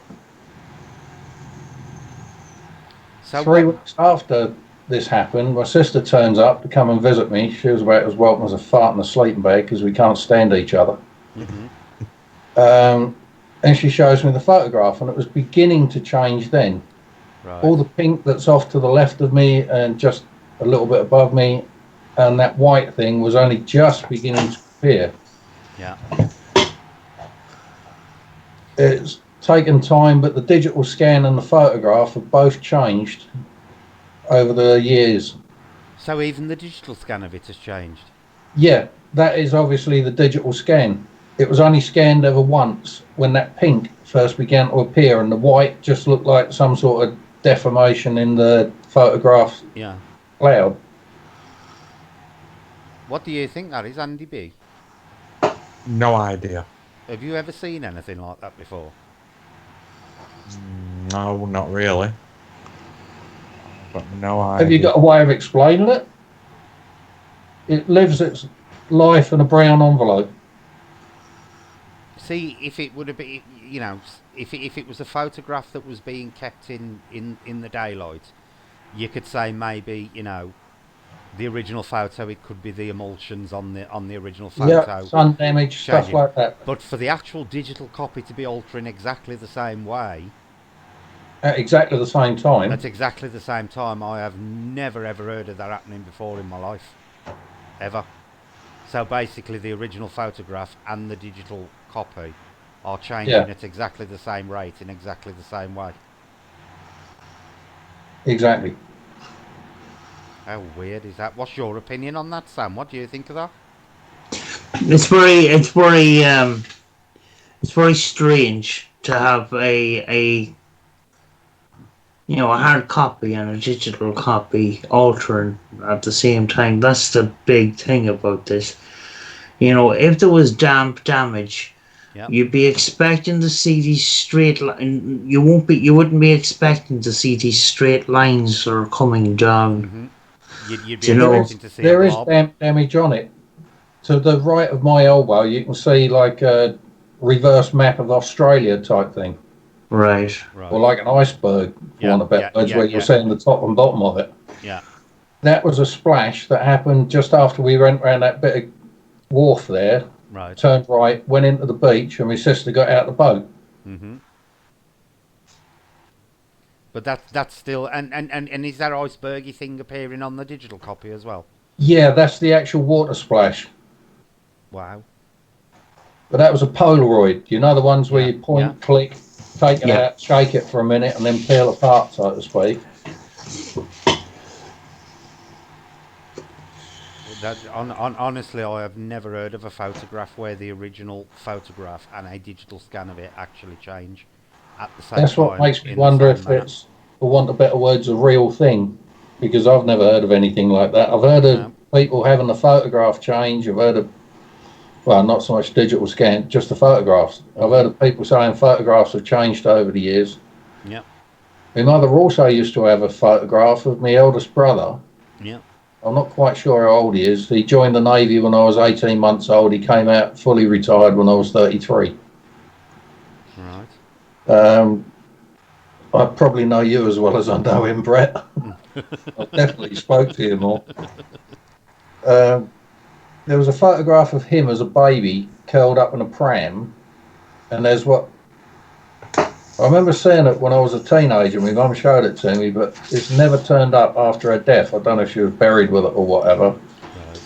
There was what looks like, I don't know, maybe a 500 or 1,000-year-old Arabian prince leaning over his pram. Really? And it's the same as this sort of thing here, but with more detail in it. Yeah. And was there any Arabian connection with the family? My grandmother, the bitch that she was, christened her baby daughter Hagar, Right. which allegedly is out of the Bible. I just knew of Hagar the Viking when I was a kid. Well, the only Hagar I know is Hagar the Horrible, who used to be the cartoon strip, Yeah, the Viking guy. my I've got to mum be took honest. great umbrage at that when the newspaper brought that cartoon out.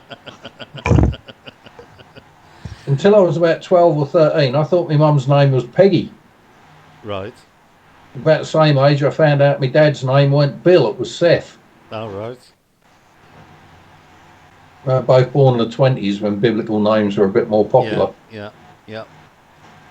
But But see, that if thing, I've had people tell me it's an angel. Go on. I've had psychics tell me it's my mother watching over me, Yeah. and that it was sent to me to tell me that it was not my time to go. No matter how much I try, I'm not going to be allowed to go until I've done what I was put here to do. Right, Andy. What do you personally see in that photo? Me or Andy Eddie? You. Because, you know, it's a photo that's personal to you. So what do you... Right. I see the silhouette of the face. Yeah. And what I at first thought was long white hair. Yeah. Like I said, to me, that's ribbed pattern of like an Aran-style cardigan. Right. Because I used to think it was for hair for the longest time. But if you look at the leading left-hand edge, there's like a thick strip to it. Yeah. And it's not perfectly curved either. It's got an arc to it, but if you look, it's not perfect. Yeah. And it's just like my mum's woolen cardigan hanging down. Do you know, if you look at that, you know that strip you're talking about on the left-hand side? If you look just level with almost the top of your head, it's almost like you can see the slit of a buttonhole there. Yeah, and look down In that below strip. where my shoulder is. Yeah, there's another one. Exactly. And I've been convinced ever since that dawned on me that that's not hair, because hair wouldn't be so evenly ribbed. Yeah. You know, it's not like a Durex condom, for Christ's sake. It wouldn't be so even as that. Yeah. And that leading strip always bugged me. And then it just dawned on me one night, Christ, Mum was never without a woolly cardigan. Didn't matter whether it's summer, winter, or anywhere in between. Yeah. It looks like the ribbed edge of a cardigan with the buttonholes in it. And I can actually see two buttonholes in that. What's it? It may be because you've mentioned it now, but if you look, I can see them. Yeah, there's one up near the chin of whatever it is. Yeah. If that is a face. Yeah. There's one down just to the right of my head. And if you top of your head, and then there's another one just above the height of the shoulder. Yeah. Yeah. Yeah, there is. And like I say, it's become my most prized possession there. Yeah. It will be interesting to see in 12 months' time what that picture shows. That's stayed like that now for about 10 years. Has it? It's never changed? Yeah. It got clearer and clearer and clearer, but really slowly. If you looked at it each week, you wouldn't notice a difference. Yeah. But like I say, there's a digital scan that's been on every computer and external hard drive that I've got. Yeah. And it went quite a few months at one point before I last looked at it and next looked at it. Yeah. And when I next looked at it, you could see like a dramatic change. Yeah. In the scan, and that was when I phoned my sister and said, "Has that photograph changed anymore?" And she went, "Yeah, I think I better give it to you because whatever's happening is meant for you." Yeah. Type thing. And that was when I got possession of the photograph. Yeah. That is then what's so fascinating is the digital image changing with it. Yeah. You know, because were it just the Polaroid, it could be put down to just age of the photo and the emulsions breaking down. Yeah, because at the end of the day, it's 40 odd, what, say I was 10 years old, that's 45 years old. Yeah. You know, so that is I've never heard of anything like that where a digital image has matched the actual No, photo image and change it. I'm not being funny. I can't even screen share. How the hell am I going to Photoshop that? Yeah, exactly. You know what I'd like to try? Go on. Is running that photo through that HDR software that I've got. Yeah. You know, where You it can have a puts- copy of it if you want. Brett can Yeah, give you yeah. a copy. Yeah, that'd be cool. Anyone I'd that like- wants a copy, they're welcome to have it. If they make money on it, I want 20%. Just I interested ain't to paying see what tax. pops. I'll email it to you, Andy, and you can run it through that software and see what it picks out. Because Yeah. Andy B's got some software, Andy K. I'm going to call you Melon Baby. I'll be baby. Andy's got some software that actually picks out hidden light and stuff, ain't you, Andy? Yeah.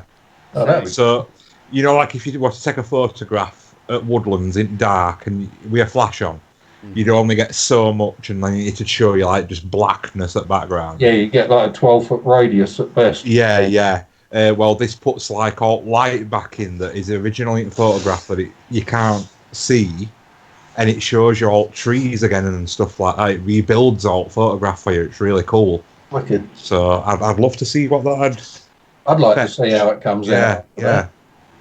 Well, I'll email it to you tomorrow morning, Andy, and then you can run it Yeah, through. And cool. then I'll email Andy K a copy of it back. Yep, sound. But that's that one. That is a really interesting one. Right, Andy, do you want to go on to Andy B? Do you want to go on to your next story? I was While on to me again already. Yeah, what do you mean already? Sam talks for Britain, Andy talks for Britain. I've been really quick, and now I need the loo. That's the story of your life, Brett.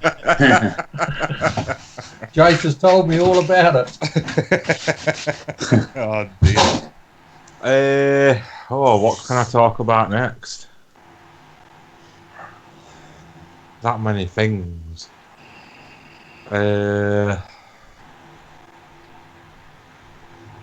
Sam, you'll go first. Something you kept quiet.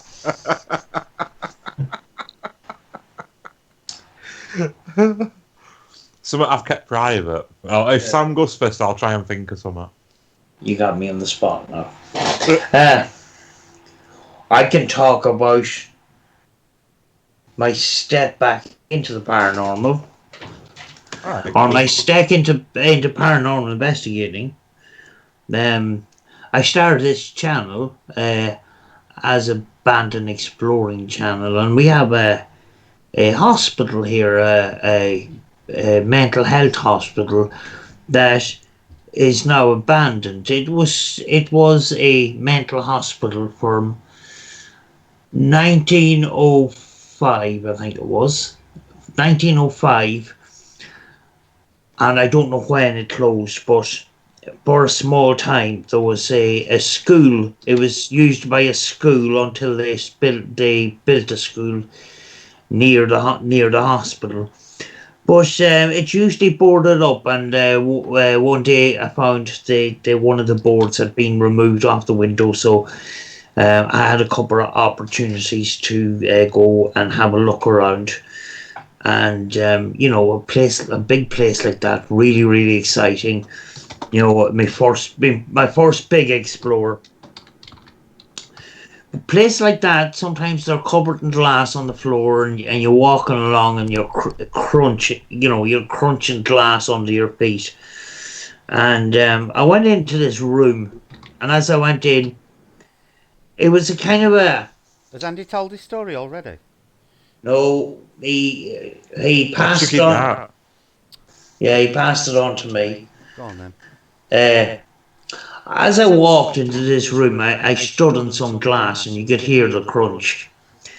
And I looked around, and there's chairs and tables all stacked up and things like that. And then I go on to the next room. Fireworks, quiet. Sorry, Sam.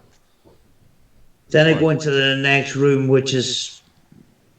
I had just come out of the kitchen and dining area, which was absolutely huge. I was fascinated. I was walking into all these offices and rooms, and you could still see the notice board with all the stuff in it and that. Filled my thing, and I was all excited. Oh, big abandoned explorer going into a hospital.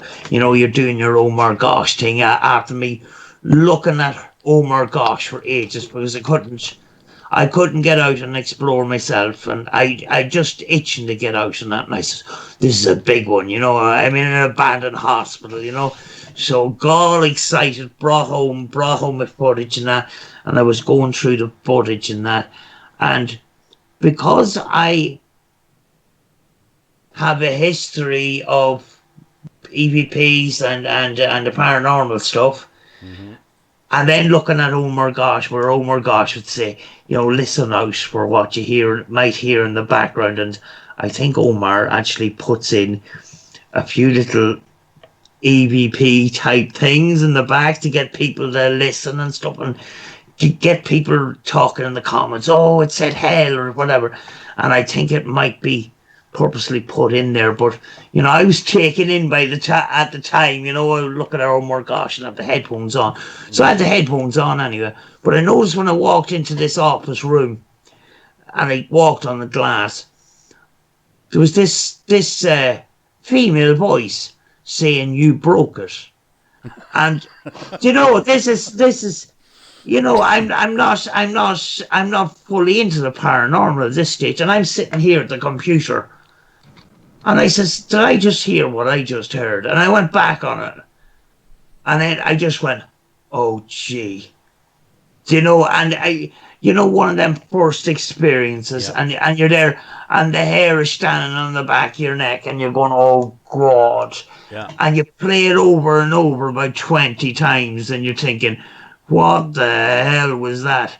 You know, you're in this big location where there's loads of buildings about, and there's nobody in the building with you, and this comes out. Do you know? And that made me think, do you know, I need to get back into this because this is actually real. Do you know? Did you get anything else out, Sam, to identify who it was, or was it just that one-off thing that you got? On that Explorer, it was that one thing. No, I had a half-hearted, very inexperienced paranormal investigation where I had this plastic parabolic mic that looked like a gun. Right. You know, and I was going around with that, and I was actually lucky I got it. Because when I done that Explorer, I actually there was children laughing picked up, and then there was banging at the end of the hole. And when I got to the end of the hole, there was nothing there. Mm-hmm. And I'm in this big building on my own, and I'm there, and I'm going, you know, I'm hoping that's an animal and stuff. But you can see the look on my face. It looked like I seen it. I was terror. You know, I was really, really scared at that time. But that building alone made me go back to what I used to do and more. Yeah. To do a paranormal investigating and go back to ITC because it was actually audio that made me come back and be interested in the paranormal again. You know? It's quite common though, isn't it, for urban explorers to actually move into the paranormal field? Because I believe you came from urban exploring, didn't you, Andy B? Kind of. Kind of. Yeah. He's a barrel of chats tonight, isn't he? Was that your first channel? Was an urban explorer channel? Oh, mine? Yeah. No, I just used to do urban exploring photography. Oh, is that what it was? Yeah, and it was just offered to do some filming for a paranormal channel, you know, for something to do. Yeah. And the fact that I had access to loads of locations. So what was it that got you first into it, Andy? What was the first thing that really made you think, you know, maybe there's something more to this than just, you know, exploring old buildings? Well, it was lifelong experiences. Like I say, I've had things happening to me since day one of being born. Prior to being born, you know.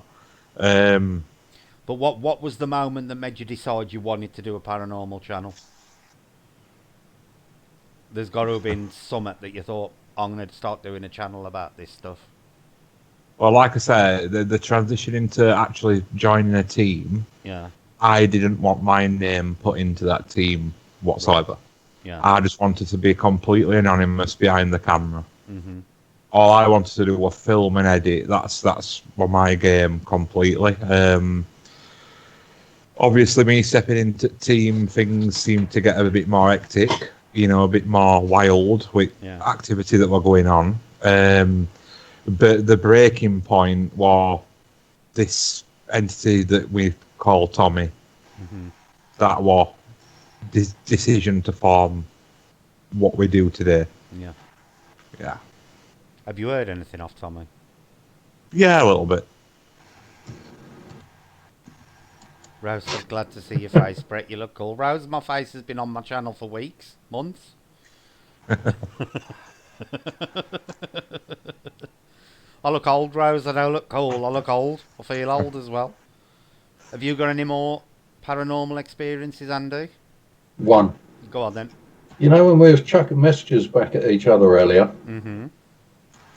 3 times I had tug, tug, tug on the back of this fleece. Really?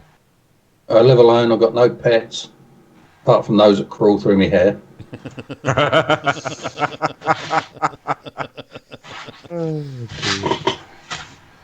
That is really weird. I'll tell you something. I tend to have a lot of stuff happen, particularly in the old house, not so much here. But Andy, it's notorious. Sometimes I dread talking to Andy privately or on this channel. Because Which one? Andy B. Because if something's going to happen, it normally happens when I'm talking to Andy. And Sam had exactly the same thing the other week when we were doing one of my live streams, and she had the big blue flash in the house. Now I had exactly the same thing 2 months previous to that, where the bloody thing exploded in my hallway in a massive blue light flash, and then Sam saw it 2 months later. Andy's like a magnet for weird shit to happen while you're live, sort of thing. Or if I'm just talking to him on Skype, like I had the black cloud appear when I was talking to Andy, and Andy saw it in its white form because it drifted past the camera, but I watched it disappear out the door. But when it came back in, it was black, and it was only in the hallway a few seconds, but it went into the hallway white and came back in black. That was a weird one. Do you know the stories that we've been told today? A lot of them have been involved in the home, and no matter if you're a paranormal investigator or not, we spend a lot of time at home, and that's where a lot of our experiences are going to happen. You know. Yeah, I totally agree with that, Sam. Yeah. Totally agree with that. I've got one. Go on, Sam. Go on. And it will usually happen while you're sitting on the toilet or having your dinner. Thought, Andy. There's a lot happen when you sit on the toilet. Yeah, I agree with that. It usually happens when you're not. It usually happens when you're not prepared. Do you know? Yeah. Do you know? Mm-hmm. Right, Andy. What are you going to say? I've got one last story that I don't usually tend to tell people, and we've got an Andy exclusive here, folks. You have Andy cases, something nobody knows about, so I've got one. It's only a short one, so right, here we go. So a couple of years ago, me and Becky were doing a late night drive, and before actually going into Urbex thing, we used to go and visit various spots at night, and just like kind of standard artsy, Dogging. We used to visit, Thurgoland Tunnel. Dogging. No. Go on. Right, with type of people we used to take with us, definitely not, because we used to know to alcoholics. Oh God, no, you don't stick alcoholics dogging. No, and we used to take them up to Thurgoland Tunnel and see, and they were quite open and a bit of a beacon for activity. Right. Anyway, we went out to what they call it, Abbey that you did, Brett. Roach Abbey. Yeah, we went out that way. Right. And weather were absolutely shocking. Anyway, we come across a rabbit that had, it was laid on grass side there, and it was like rolling about on its back, and you could tell it were in distress. Mm-hmm. And I'm one of the type of people, me, I'll stop car, get out, see what's up with it, you know. I'm just like that. Yeah. And its eyes were all bloodshot and stuff, and I was like, oh no. Was it And myxomatosis or had it been it? I think it had been it, because there were a little bit of blood on it and stuff. So I picked it up. We had some cardboard boxes in the back of the car, so we put it in one of them. You know, put a cloth, like a tea towel, over it that we had in the car as well, and we drove it home. And I says to Becky, I says, "Well, try and see what we can do for it." Because I once tried to save a crow that had been shot. Mm-hmm. I'm a bit like that, you know, with animals, and we got it home. I basically got dog in back garden, got a big plastic tub, you know, put a towel inside it, Yeah. pick rabbit up and put it inside, and literally that minute I got it laid down, that's when it started. It started twitching. I could tell it was taking its last breaths. Mm-hmm. And it died there, you know. I was stroking its paw and stuff, and it died. You do realise all the women in chat are now in tears. Yeah, go on. Well, you know, I walk very close, you know, because I'm like that with animals. I just always have been.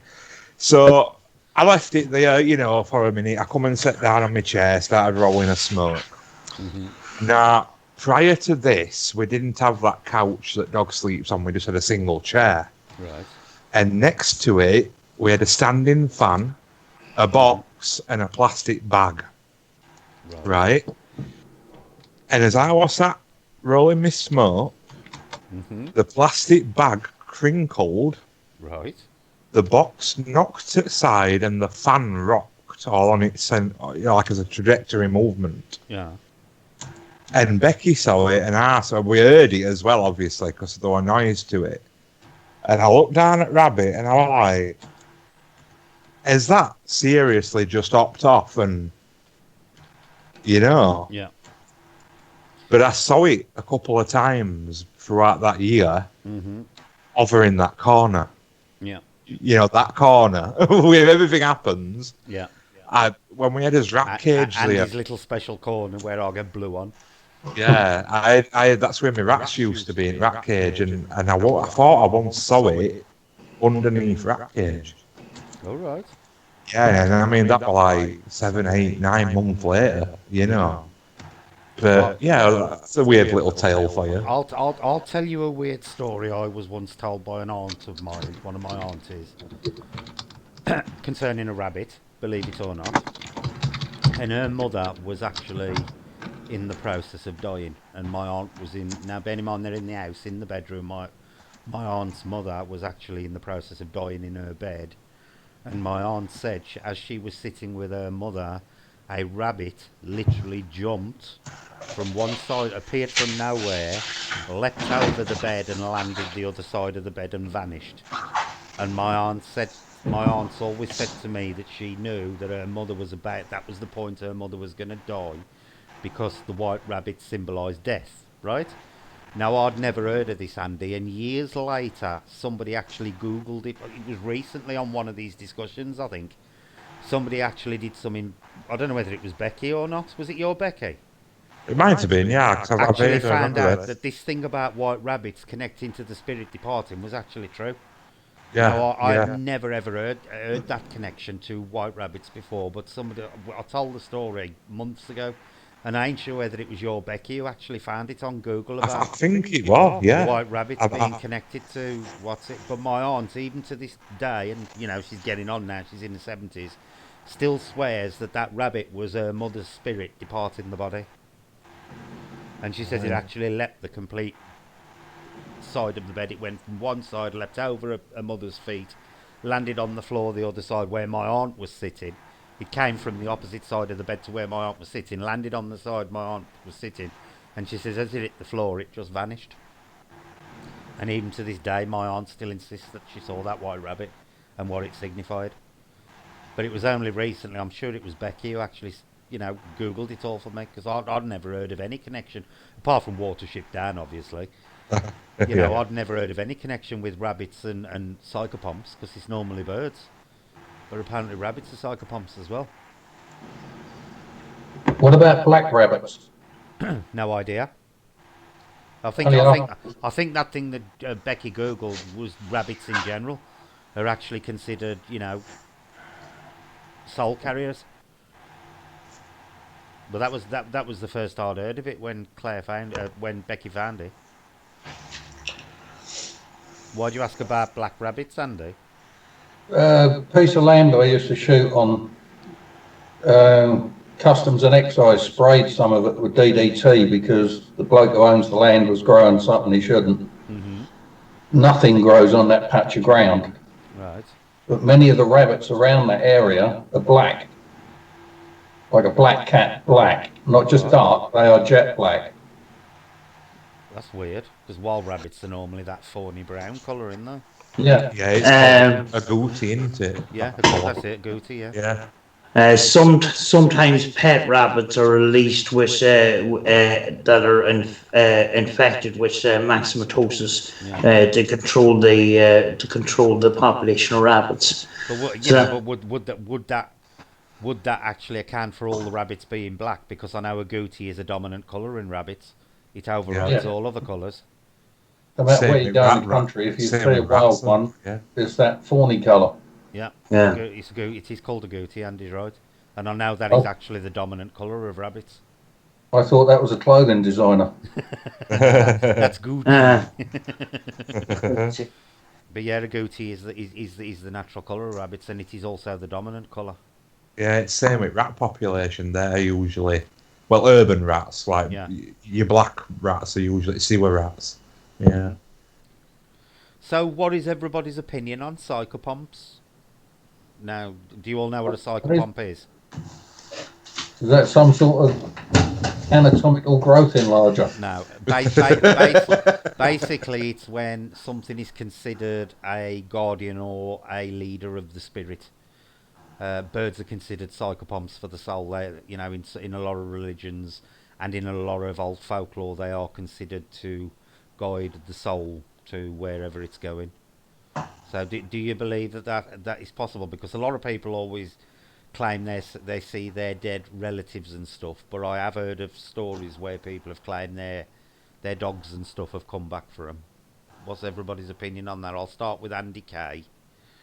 Don't know. I've seen my parents once since they've died, and that was April, May time last year. And you've actually seen them, Andy? See that coffee table behind me? Mm-hmm. Just to the side of it. And were they both like solid standing there? No, they were pure white, no facial features. The only way you could tell it was two people was the general silhouette of them. Yeah. They were like crystalline shards of light coming out 360 by 360 degrees. If you think about being in space, you don't want to just head north, east, south or west, do you? You might want to go off at some random tangent, so to speak. That was how the light was coming out, and the light shards were changing colour. They were pure white. I was absolutely off my face at the time. I'll admit to that. Yeah. But 5 or 10 minutes after taking what I took, I had this feeling I was being watched, but it wasn't a paranoid feeling. Yeah. The only way I can try and describe it is you're sat at school with your mate, and your mate's told you that someone in that class really fancies you, and you can feel their eyes burning in the back of your neck type thing, but every time you look round, everyone's looking in their books. Yeah, yeah. And it was that feeling. I went out for a leak, came back, and the feeling got really strong, and I was sat here at the PC, and I wish I'd have used my brain because I'd turned the camera on. I turned around, there's those two white silhouettes standing there, and I was thinking, shit, never had this happen before. I went, all right, what do you two want? And the voice that came back, I hadn't heard since the end of October 92, was my mother's saying, have you forgotten us already? Yeah. And at that point, it was just a night filled with tears. Yeah, it would have been for me as well, I think. Whether an animal can come back or not, I don't know. The soul being let off, torn on that one, because I wonder if the soul is more than one entity, as you will, if you will. Yeah. That's actually an interesting. Like the soul being the collective name for that which resides within us, so to speak. And it also fits with the idea on past life experiences. Some people have them, many people don't. Yeah. And if you think about the idea of the soul being multiple entities, could it be that those who have past life experiences can remember them because X amount of that group of souls have come back into the same body, or not the same body as it was in? What I talk about with that, they've all joined together again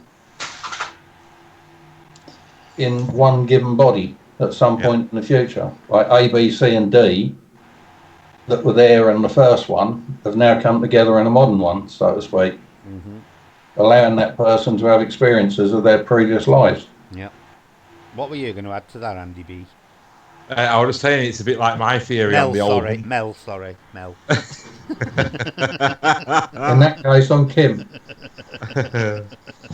It's a bit like my old theory about the God being a minting machine in the sky, and that souls get mangled up and fired back into a new, fresh vessel. It's a bit similar to that. Yeah. There's not just one; there's multiple. Yeah. It's a very interesting theory, actually. It counts for the various voices we have within ourselves. Anyone that thinks they don't have multiple personality disorder is deluding themselves, because who out there has not argued with themselves? Exactly. I want this, I want to do that, I want to go here, I want to whatever. And how many of us have lost an argument where you started off wanting to go and do, buy, get, whatever, and you've talked yourself out of it? Well, who are you talking to? Exactly. Who are you actually reasoning Who with? have you lost the argument or won the argument with? Yeah. To have an argument, you've got to have two individual personalities. Yeah, two or more. Yeah. Sam, what's your opinion on animal spirits and multiple souls, or multiple parts to a soul? I'm just going to grab my meds. I'll be back in a minute. Okay, Andy. All right.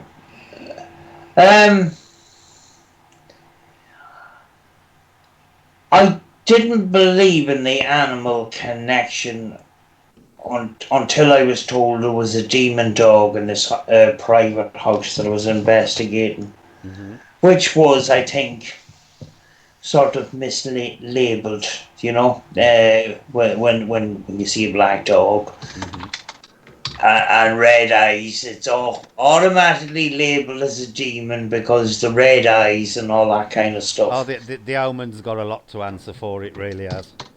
Yeah, I haven't even seen any of that kind of stuff, so I don't. That is where the demon dog thing comes from, is the Omen film. Yeah. But I did pick up a dog on camera in the cellar. It's in the middle of the countryside. There's no houses around. There's a big, massive house sitting on top of this cellar, and the only pets that this family had was a number of cats. And I picked up a dog barking twice. So, you know, that changed my skeptic mind on spiritual animals, as it were, you know? Yeah. Yeah, there was a big thing in old Irish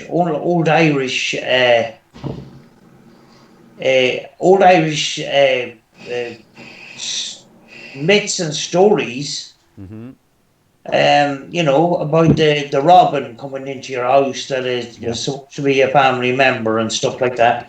You know, I lived in the countryside for a while, and you know, there used to be a robin used to come in, and I used to feed it a little bowl of food every day. But you know, see, there's the old folklore about it's unlucky to have a bird in the house, and this is where it actually comes from. Is that they're supposed to be, you know, like guides to lead the spirits to the afterlife. So they presume if you've got one in the house, it's come for somebody. That's why it's considered unlucky to have a wild bird flying around your house. That's where it stems from. So what's your opinion on what Andy's just been talking about, you know, multiple parts to a soul, Sam? Because I'd never considered that before, and I found that quite a fascinating thing, actually. Don't know. You know, my image of a soul is energy leaving the body, and the soul is these light anomalies that we see. Mm-hmm. I never thought of it in any sort of other way. Mm-hmm. You know, and one of the reasons that kind of sealed the deal for me is because I asked for a light anomaly to appear, and it did, which meant that energy understood English. Yeah. But I never associated with animals, if you know. Mm-hmm.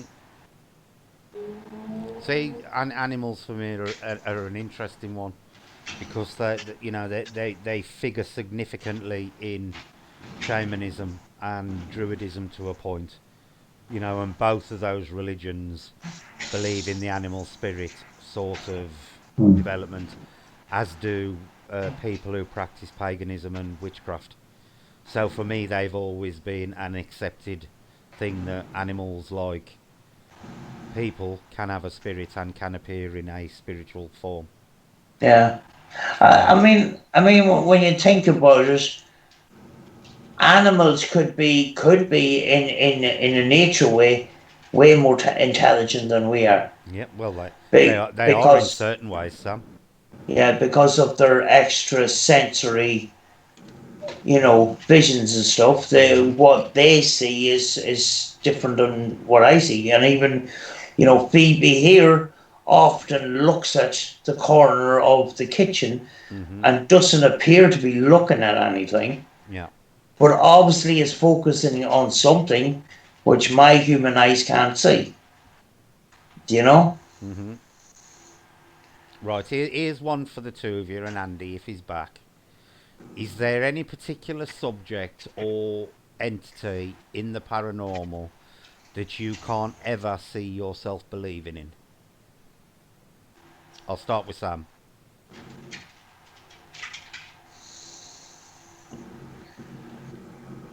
It's for you with the paranormal. I'm skeptical of a lot of things. I don't know. You might have to throw a couple of examples to me, and Well, you know, anything, Sam. It could be ghostly dogs, or it could be aliens, or it could be whatever. Do you think there is a area or a particular entity or whatever in the paranormal you can never ever see yourself believing in? I'm back. Welcome back.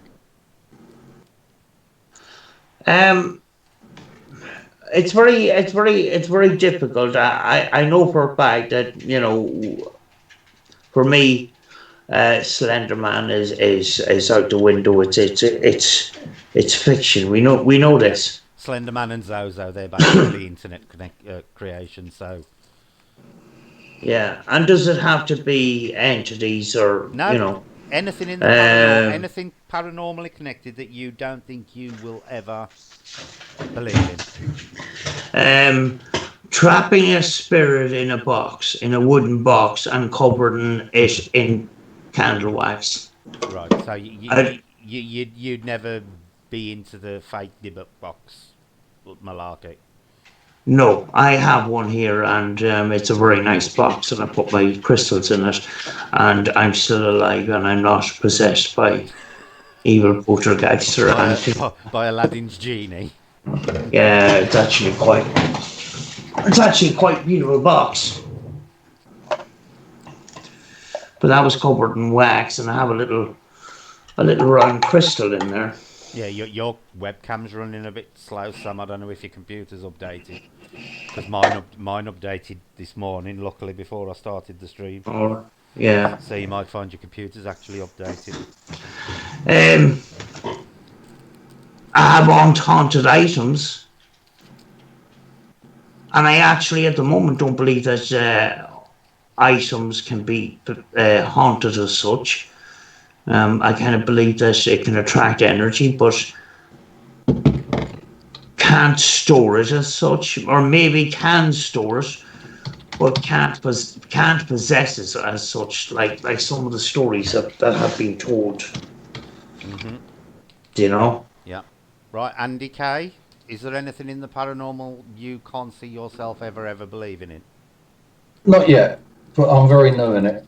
Right, okay. Prior to that photograph, as near as I would get to believing in anything was that something existed after death. Mm-hmm. A couple of minor experiences that just boil down to feelings. Yeah. But I'd love to believe in skinwalkers. Don't you believe in skinwalkers at the moment? I don't know enough about them to say one way or the other, Brett, if you want the honest truth. I do. That they are one thing I sincerely believe in. Uh, Okay, so that was Baby Spice. What about Mel then? What do you think?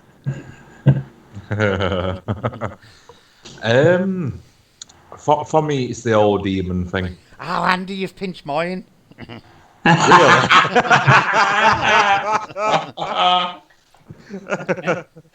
Yeah, it's the old demon thing, which leads on to the old Dibbit box thing, which leads on to the all internet malarkey of 3 a.m. challenges and all this stuff. It's not for me at all. Mine obviously would be demons, and by that also angels. I don't believe in angels and demons, and never will, because for me they are a religious thing, not a paranormal thing. Don't get me wrong, I believe there's good and bad, dark and light, positive and negative out there, but I don't believe they take the form of angels and demons for me. Anybody in chat want to put in any of their weird little stories or their beliefs or disbeliefs? You're totally free to, because we can move into a general chat now where anybody can talk about anything. Anybody on the panel want to bring anything up or discuss something? This is where they all sit there looking like sparrows on a wall and say nothing. bloody fat bunch of sparrows.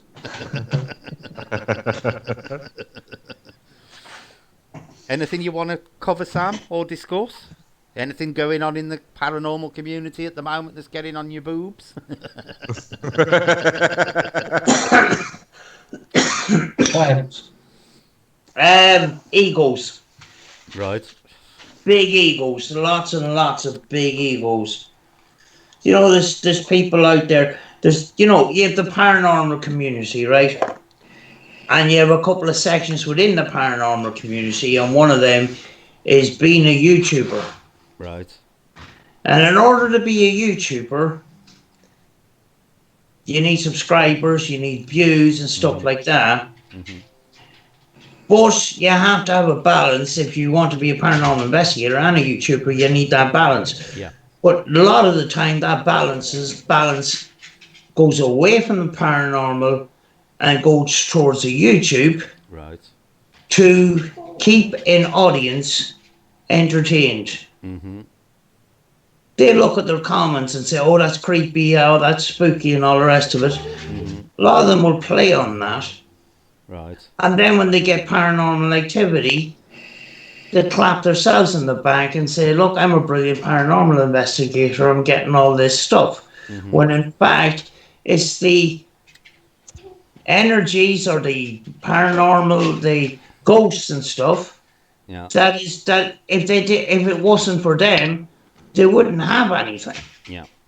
Yeah. Do you know? And then you have these people that are trampling on other investigators, pretending to be their friend, and trampling on them. And once they get what they want, they'll chuck them off and they'll go on to the next one to try and get up the ladder. And you see that as a pattern in a lot of paranormal groups. Which So yeah, go on, carry on.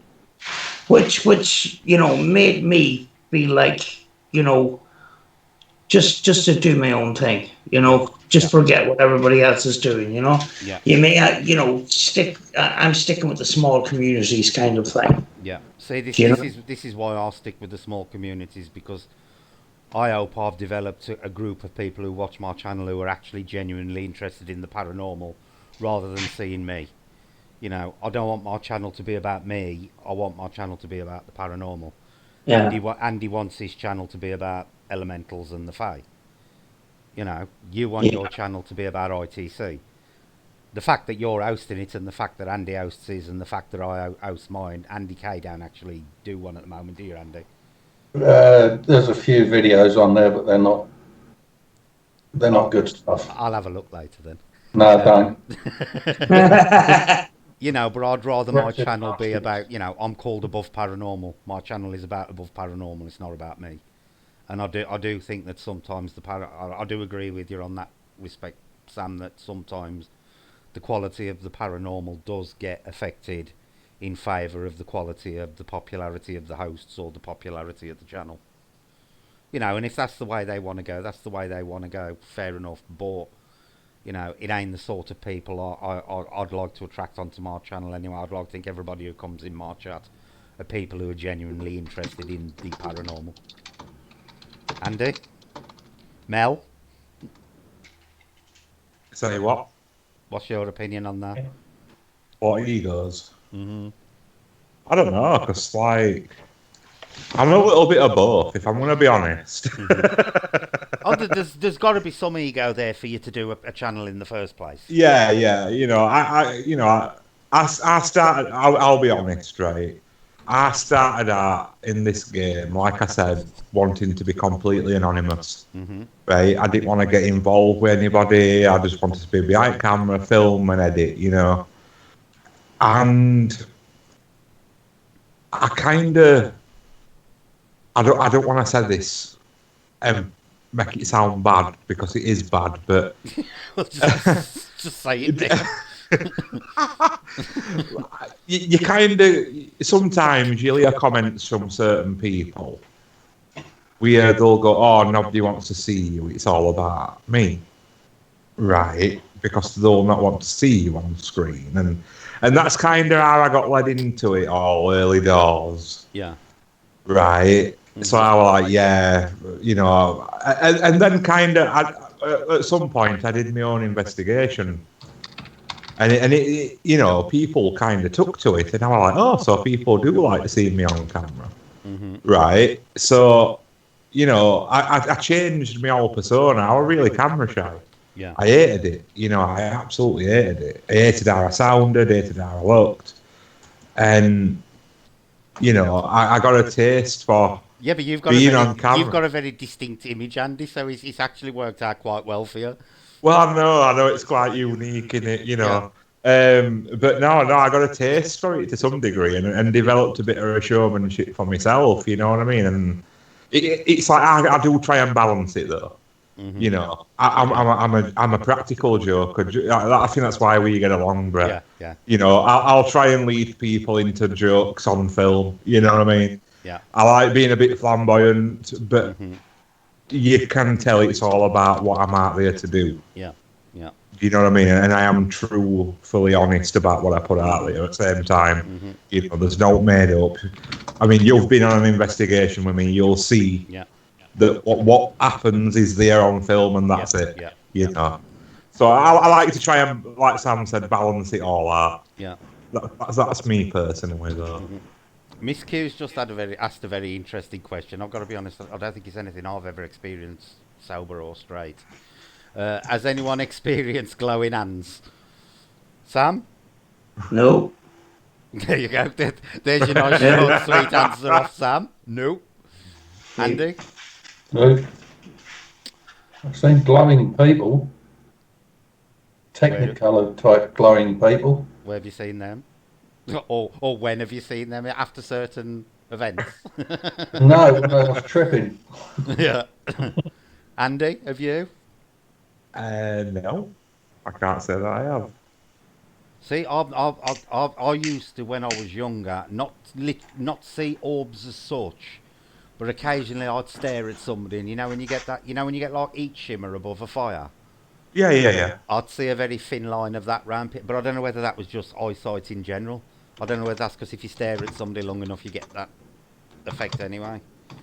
But I can't say I've done it recently to see if I can still do it or not. But I don't see colours or auras around people or anything. But I did used to occasionally see this like shimmery thing around people, like ETs. All depends what I am getting paid, Chris. Relative to his previous question. What's his previous question? Massage what, Andy K? Oh, is there different prices for different parts of the body? And people, let's face it, you've got some really fugly razorback gorilla to massage. No, let's not go there.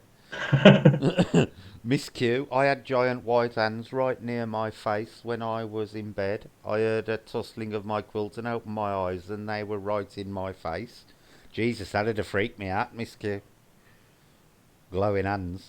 That's what I'm hoping for, Chris, to reunite with my pets again. I believe you will. I believe you do, Joanne. I believe we all return back to a universal source. I really do. I believe, I believe all religions have got it right in their own way. They've just gone the wrong path, sort of thing. I think there's a grain of truth in all religions.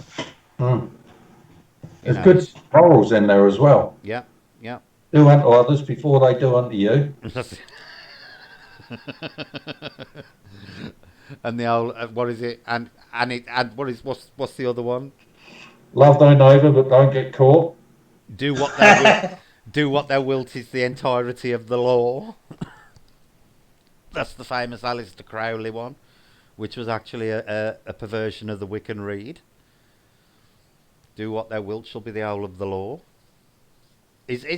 What's your opinion on that, Andy? Do you think all religions have got a grain of truth in them?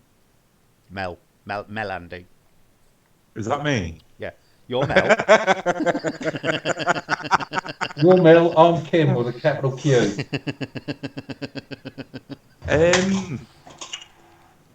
In what sense? In the whole afterlife sense are you talking about?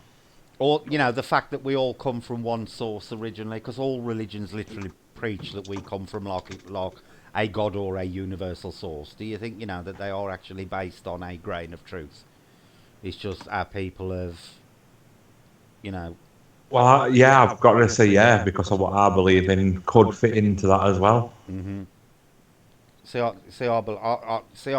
like I believe in racial memory as well, where because when animals are born, like kittens or dogs, they know certain things instinctively, as our dog behaves or our cat behaves, and human babies are the same.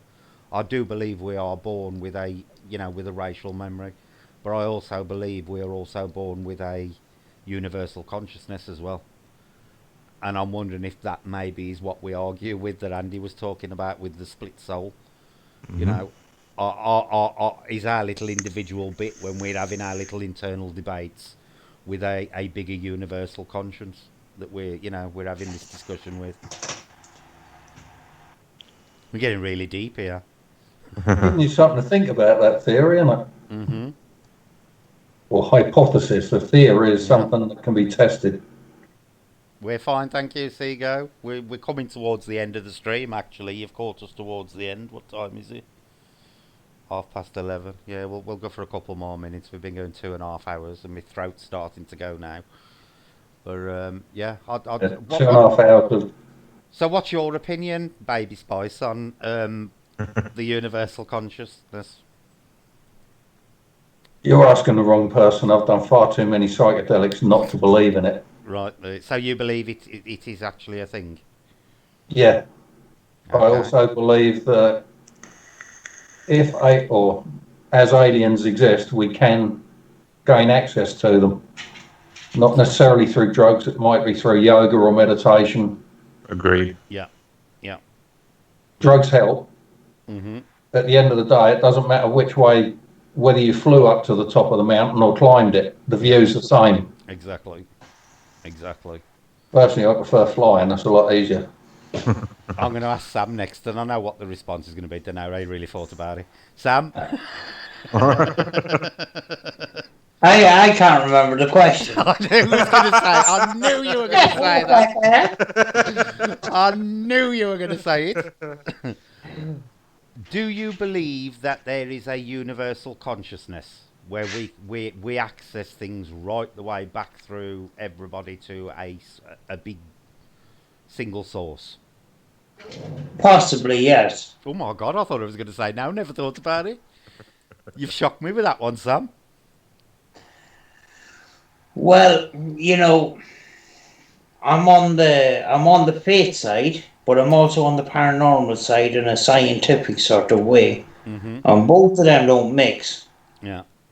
Both of them are kind of a conflict. Both of them are kind of a conflict. One doesn't match the other. Yeah.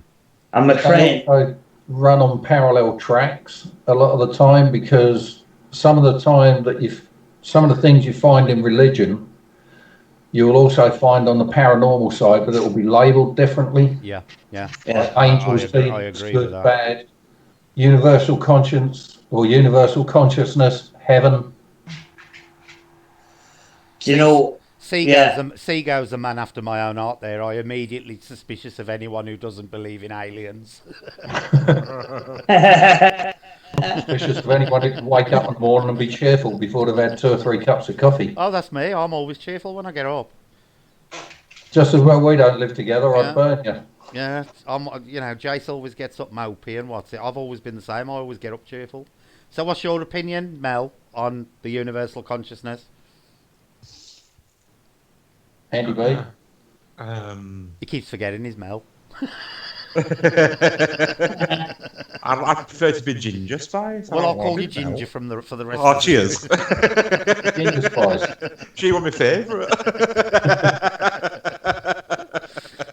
I called you Mel because he's Andy B, so you're Mel B. But Oh. we'll call you Ginger. Cheers. Is that- What's your opinion, Ginger?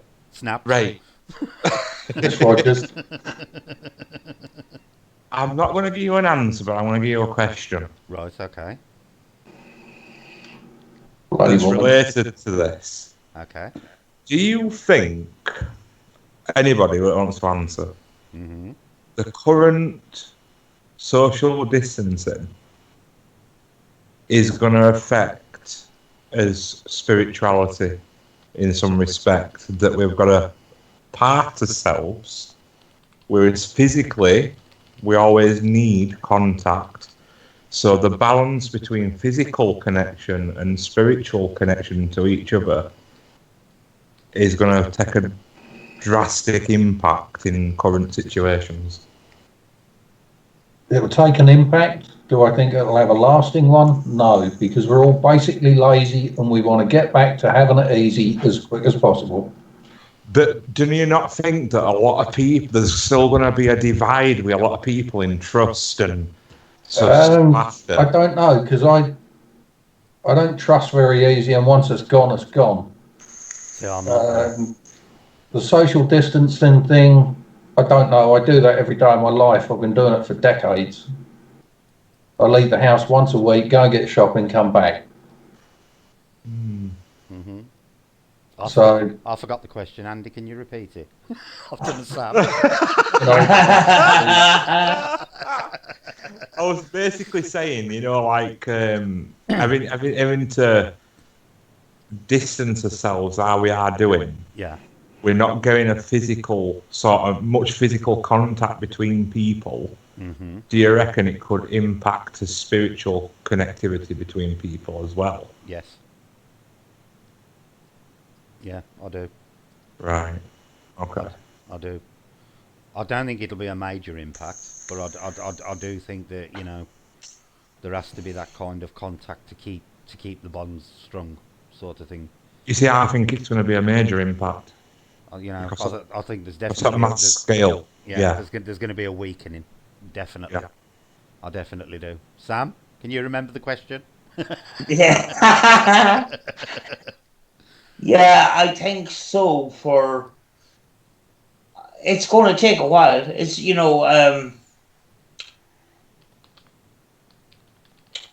we're not conditioned this way. This is a completely different. So there is going to be a sort of a new normal for a while. Mm-hmm. But I think human nature is going to sort of try and revert back to the way that they were. Yeah. Do you think the human race, because I'll tell you what I think in a minute. Do you think that we have reached a turning point in humanity? Because me and Andy have discussed this before, and I'm a firm believer that we have gone through cycles numerous times through our entire development, where there's been a balance where at one point nature has been has been our top priority, and then at other points there, we've switched to technology, and then for some reason it's disappeared and we've swung back to nature. Do you lot believe that's going on? Because I believe we are now at the point where we are turning away from, even though there's a lot of technology around us, I do get the impression that a lot of people are turning back towards more paranormally based things rather than science based things. Do you lot agree that that's starting to happen or not? Yeah, just from my own personal favourite subject, a lot of mental health drugs, they're realising how harmful they are, as opposed to actually helping people. Yeah. And you get non-profits like maps.org who have been treating PTSD victims, the treatment-resistant ones in the States and Canada. They've been treating them with MDMA. And it's not a case of, here's a stash, go home, help yourself. You go into hospital for the day. You're there with a male and female counsellor, because they both bring different energy. That is literally their own words. A male and a female counsellor will bring different energies to the session. Yeah. And they'll give someone who's thoroughly treatment resistant to all PTSD drugs and therapies a dose of ecstasy. Anyone that's taken it will realise why, because it just kills the walls that we put up around ourselves. And after 3 treatments, 68% of them are no longer qualifying 1 year down the line to say they have PTSD anymore. There is no pharmaceutical drug out there. With the changes of legislation in the States, it's opening up all sorts of new possibilities for medications and whatever. And people are waking up to the fact that they've been lied to all their lives. And that alone is going to bring people back towards nature. Yeah. Andy? Ginger, sorry. I'm just used to having one Andy. Hey, finger nuts. What's your opinion, Ginger, on that? On what? Oh, I God, forgot he's forgot the question. I said, I think humanity goes through cycles where they have a bias towards nature, and then technology takes over, and you get a civilization like the ancient Egyptians rise up, or the Mayans. Yeah. Then all of a sudden it's taken away, and nature comes back to the fore again. Do you believe that's actually happening? And do you believe that we have reached a turning point now where we are going to start turning back towards nature? On a divided process, yeah. I think you're always going to get a divide between the both. I mean, if you think of it in these terms, right? Imagine, and I'm not saying this is like a theory or like that, I'm just saying, imagine this is how potentially something could have gone. Your turn backs will end up as the fairy folk. Yeah. And your other side at divide will end up your aliens. Right. Okay. Do you know what I'm saying there? Yeah. That's a potential divide in future I can see happening, something similar to that. Yeah. Like really earthy spiritual beings, and then really, art at world sets of human, like a proper divide that'll happen. Yeah. See, I know a woman. Now you're going to laugh at this. I know a woman who is actually a very famous abductee case in this country. She has been documented scientifically.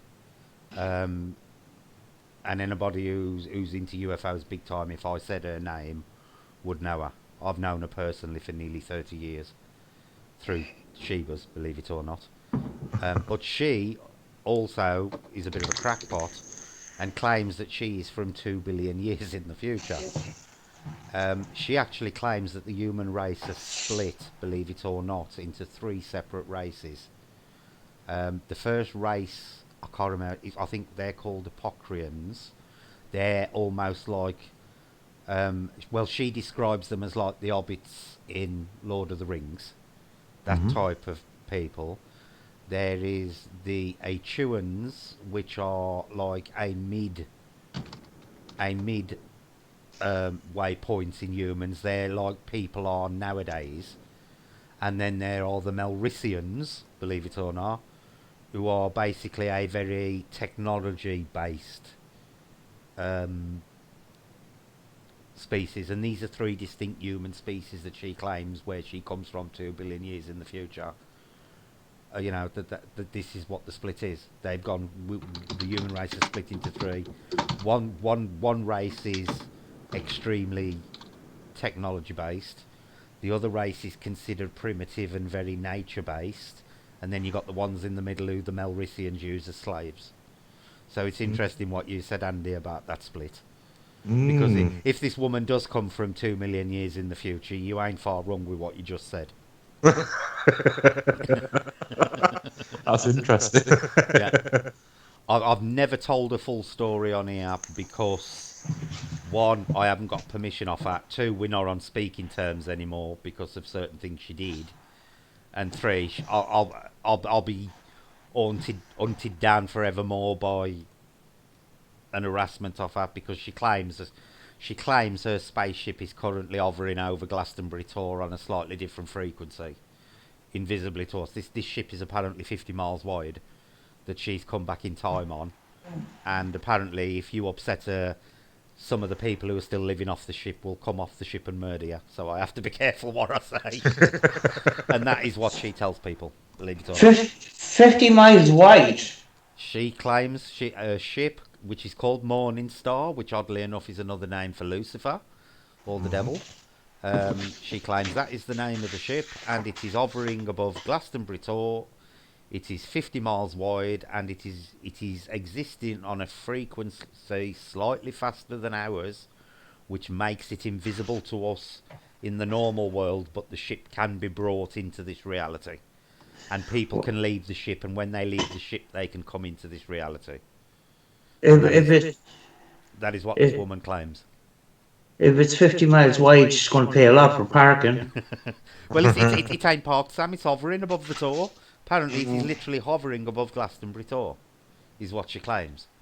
50 miles wide. You could sit my mother-in-law in the middle of that. She wouldn't even touch the sides. But that is what that woman... Obviously, she hasn't told that side of a story to the UFO investigators because she'd be viewed as a complete crackpot. But she is an extremely well-documented abductee case in this country. Extremely well-documented. Probably one of the most famous UFO cases in this country. In theory, it's very possible. It'd only have to be slightly out of phase with our reality and you wouldn't see it. The ship itself, I believe, could be a possibility. I do not believe this woman is from 2 billion years in the future. And all the big story that comes along with it, because she claims that when they came back in time, because they stole the ship off this super race, because the Earth is about to be engulfed by the sun, which, we know is going to happen. Yeah, a long time in the future. Yeah, and they steal the ship. The Achuans, which is the middle race, steal the ship off the Melricians, thinking it is a spaceship. And when they activate it, instead of being a spaceship, it slips back in time. And she claims it originally arrived in the middle of the ocean, and that is where the legend of Atlantis comes from. And that Atlantis didn't actually sink; it actually moved forward in time.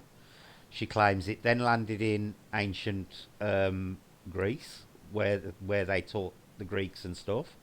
She claims it then skipped forward in time to ancient Egypt, and they taught the ancient Egyptians all their stuff. And then she claimed it skipped one final time, and it landed in Arthurian times, and the ship itself was actually Camelot. And she claims that Excalibur was actually a very advanced human weapon. And it's been there since Arthurian time. She claims that Glastonbury Tor is actually the seat of Camelot. And the ship is still there, but invisible. Do you know much about the legend of Atlantis? Bits and pieces. Right. What's that Greek fellow that brought it up? Aristotle? No, Pisces? Pisces. Pratt. Good answer, but Pratt. Oh, I can't remember his name, Andy, but think of some ancient Greek. Aristotle? Have I said Aristotle? I can't remember Pythagoras? anyway. The bloke who brought it Pythagoras? up wrote about it, and there's several translations of what he wrote because it's in ancient Greek. Right. He dates Atlantis, the origin of the story of Atlantis, Yeah. to his ancestor, Solon, going to the great libraries in Egypt. Yeah. And the librarians there told him of Atlantis. And I think Solon was something like 700 years before the guy who put it into print. Mm-hmm. The Egyptians told Solon about it, and he said, well, when was Atlantis there? Because it's not there anymore. And they said, about 9,000 years ago. Now, when you look at the dating on that, that's 11,700 years ago, which coincides with the end of the Ice Age. Mm-hmm. The end of the Ice Age heralded two major events with the oceans of the world. One, the oceans of the world rose by nearly 400 feet. That's right. And The ice cap. sank a lot Now, of cities in the consider- Mediterranean. Yeah, if you look at a map of Ice Age America, there was up to 2 miles thick of solid ice on much of it. Yeah.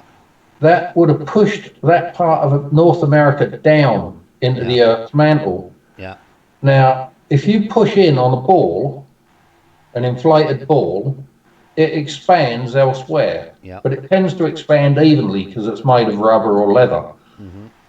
Now, the Earth's crust being a pretty solid material, America would have sunk down, and the base of the Atlantic, sort of due west from the entrance to the Mediterranean, would have been lifted. Yeah. Now, you can look at US naval sonar scans of the area, and there are many areas that would have been dry islands during the Ice Age. And the Ice Age didn't last for like 1,000 years or 10,000 years. It went on practically forever. And whatever catastrophically melted all that ice, and it did happen real quick, you're talking about a blink of an eye, and it went up 18 degrees Fahrenheit, the world temperatures. I know they've estimated. Would have flooded Atlantis completely, which fits in nicely with the Atlantis flood in the story given to, is it Socrates? No, it's not Socrates. It's really bugging me now. Yeah. But what is interesting to note is when the seas rose, they have estimated, or they have found, over 200 sunken cities in the Mediterranean alone at the moment. Yeah. There's over 200. I think the best discoveries for our ancient past are going to come from underwater, because man has always wanted to live near, or needed to live near, water supplies, and we're better than where, for argument's sake, the Thames or what's that, Bristol. You got fresh water going out, you got the sea to go and catch free food in and stuff like that. It's a naturally ideal place for human habitation. Yeah. However, a lot of that's 400 feet underwater now. And if you look at Indonesia, during the Ice Age, there was a massive continent there that's now underwater. And what have we got now? Some fancy islands with some wonderful coral reefs. Yeah. Right, I'm going to do one final question out of the chat before we close the stream down. I've got to be honest, it ain't one I'm actually aware of, but I think it's really interesting. It's addressed to Andy Kay, but I'll put it to everybody. What do you think about the sounds from space during this pandemic time? Now, I haven't actually heard anything about this. What do I think about what? Sounds from space during this pandemic time. Now, I haven't actually heard anything about it, if I'm honest. Neither have I. I've got no TV, no radio. I don't do newspapers, stuff like that. I don't do TV either. Have you or Sam heard anything, Ginger? Have heard general odd noises that have been coming from Earth, you know, that's been happening for years. Yeah, the trumpety sounds and Yeah. Yeah. But apparently, That was made with the beans. apparently, I don't know if it's the same thing they're talking about, but there's been 9 new signals picked up in space. Oh, right. Like, noise, alien style signals. Yeah. I know. Yeah. I know. SETI has had 2, ain't they? And they've been waiting for the second one to repeat because they know that one definitely is artificial. Yeah. But they needed to repeat again, Right. to confirm that, to confirm its existence. But they have actually pinpointed where it's come from. So they've now got all their telescopes pointed in that general area in the hopes of picking something else up. Uh-huh. So that's interesting. Right, I'm going to call an end to the stream. It's after 11:30 now, and it is 10 to 12. So I'd like to say thank you for everybody who's come on tonight and chatted with us. Hope you enjoyed our stories, and it's been nice, listening to your opinions in the chat. I'd like to say thank you to Ginger Spice. No worries. I'd like to say thank you to Sam. Thank you very much. And I'd like to say thank you to Scary Baby Spice as well. You wanted to be Baby Scary Spice? Spice. Make your mind up. You were Baby Spice earlier. Was I? Yeah? No, that's Emma Bunton. Yeah, you said you wanted to be Baby Everyone's had a Spice go at earlier. Emma Bunton. Okay, and I'd I've like got to say thank you to Scary Spice. Thank you. I've been calling Andy B Scary Spice all night. LB. Right, so thank you all. You okay for Sunday, Andy? Yes. Right, we'll be doing our usual card reading on Sunday, followed by... There'll be a brand new dress. Yes, there'll be a new dress, which he hasn't sent me yet, so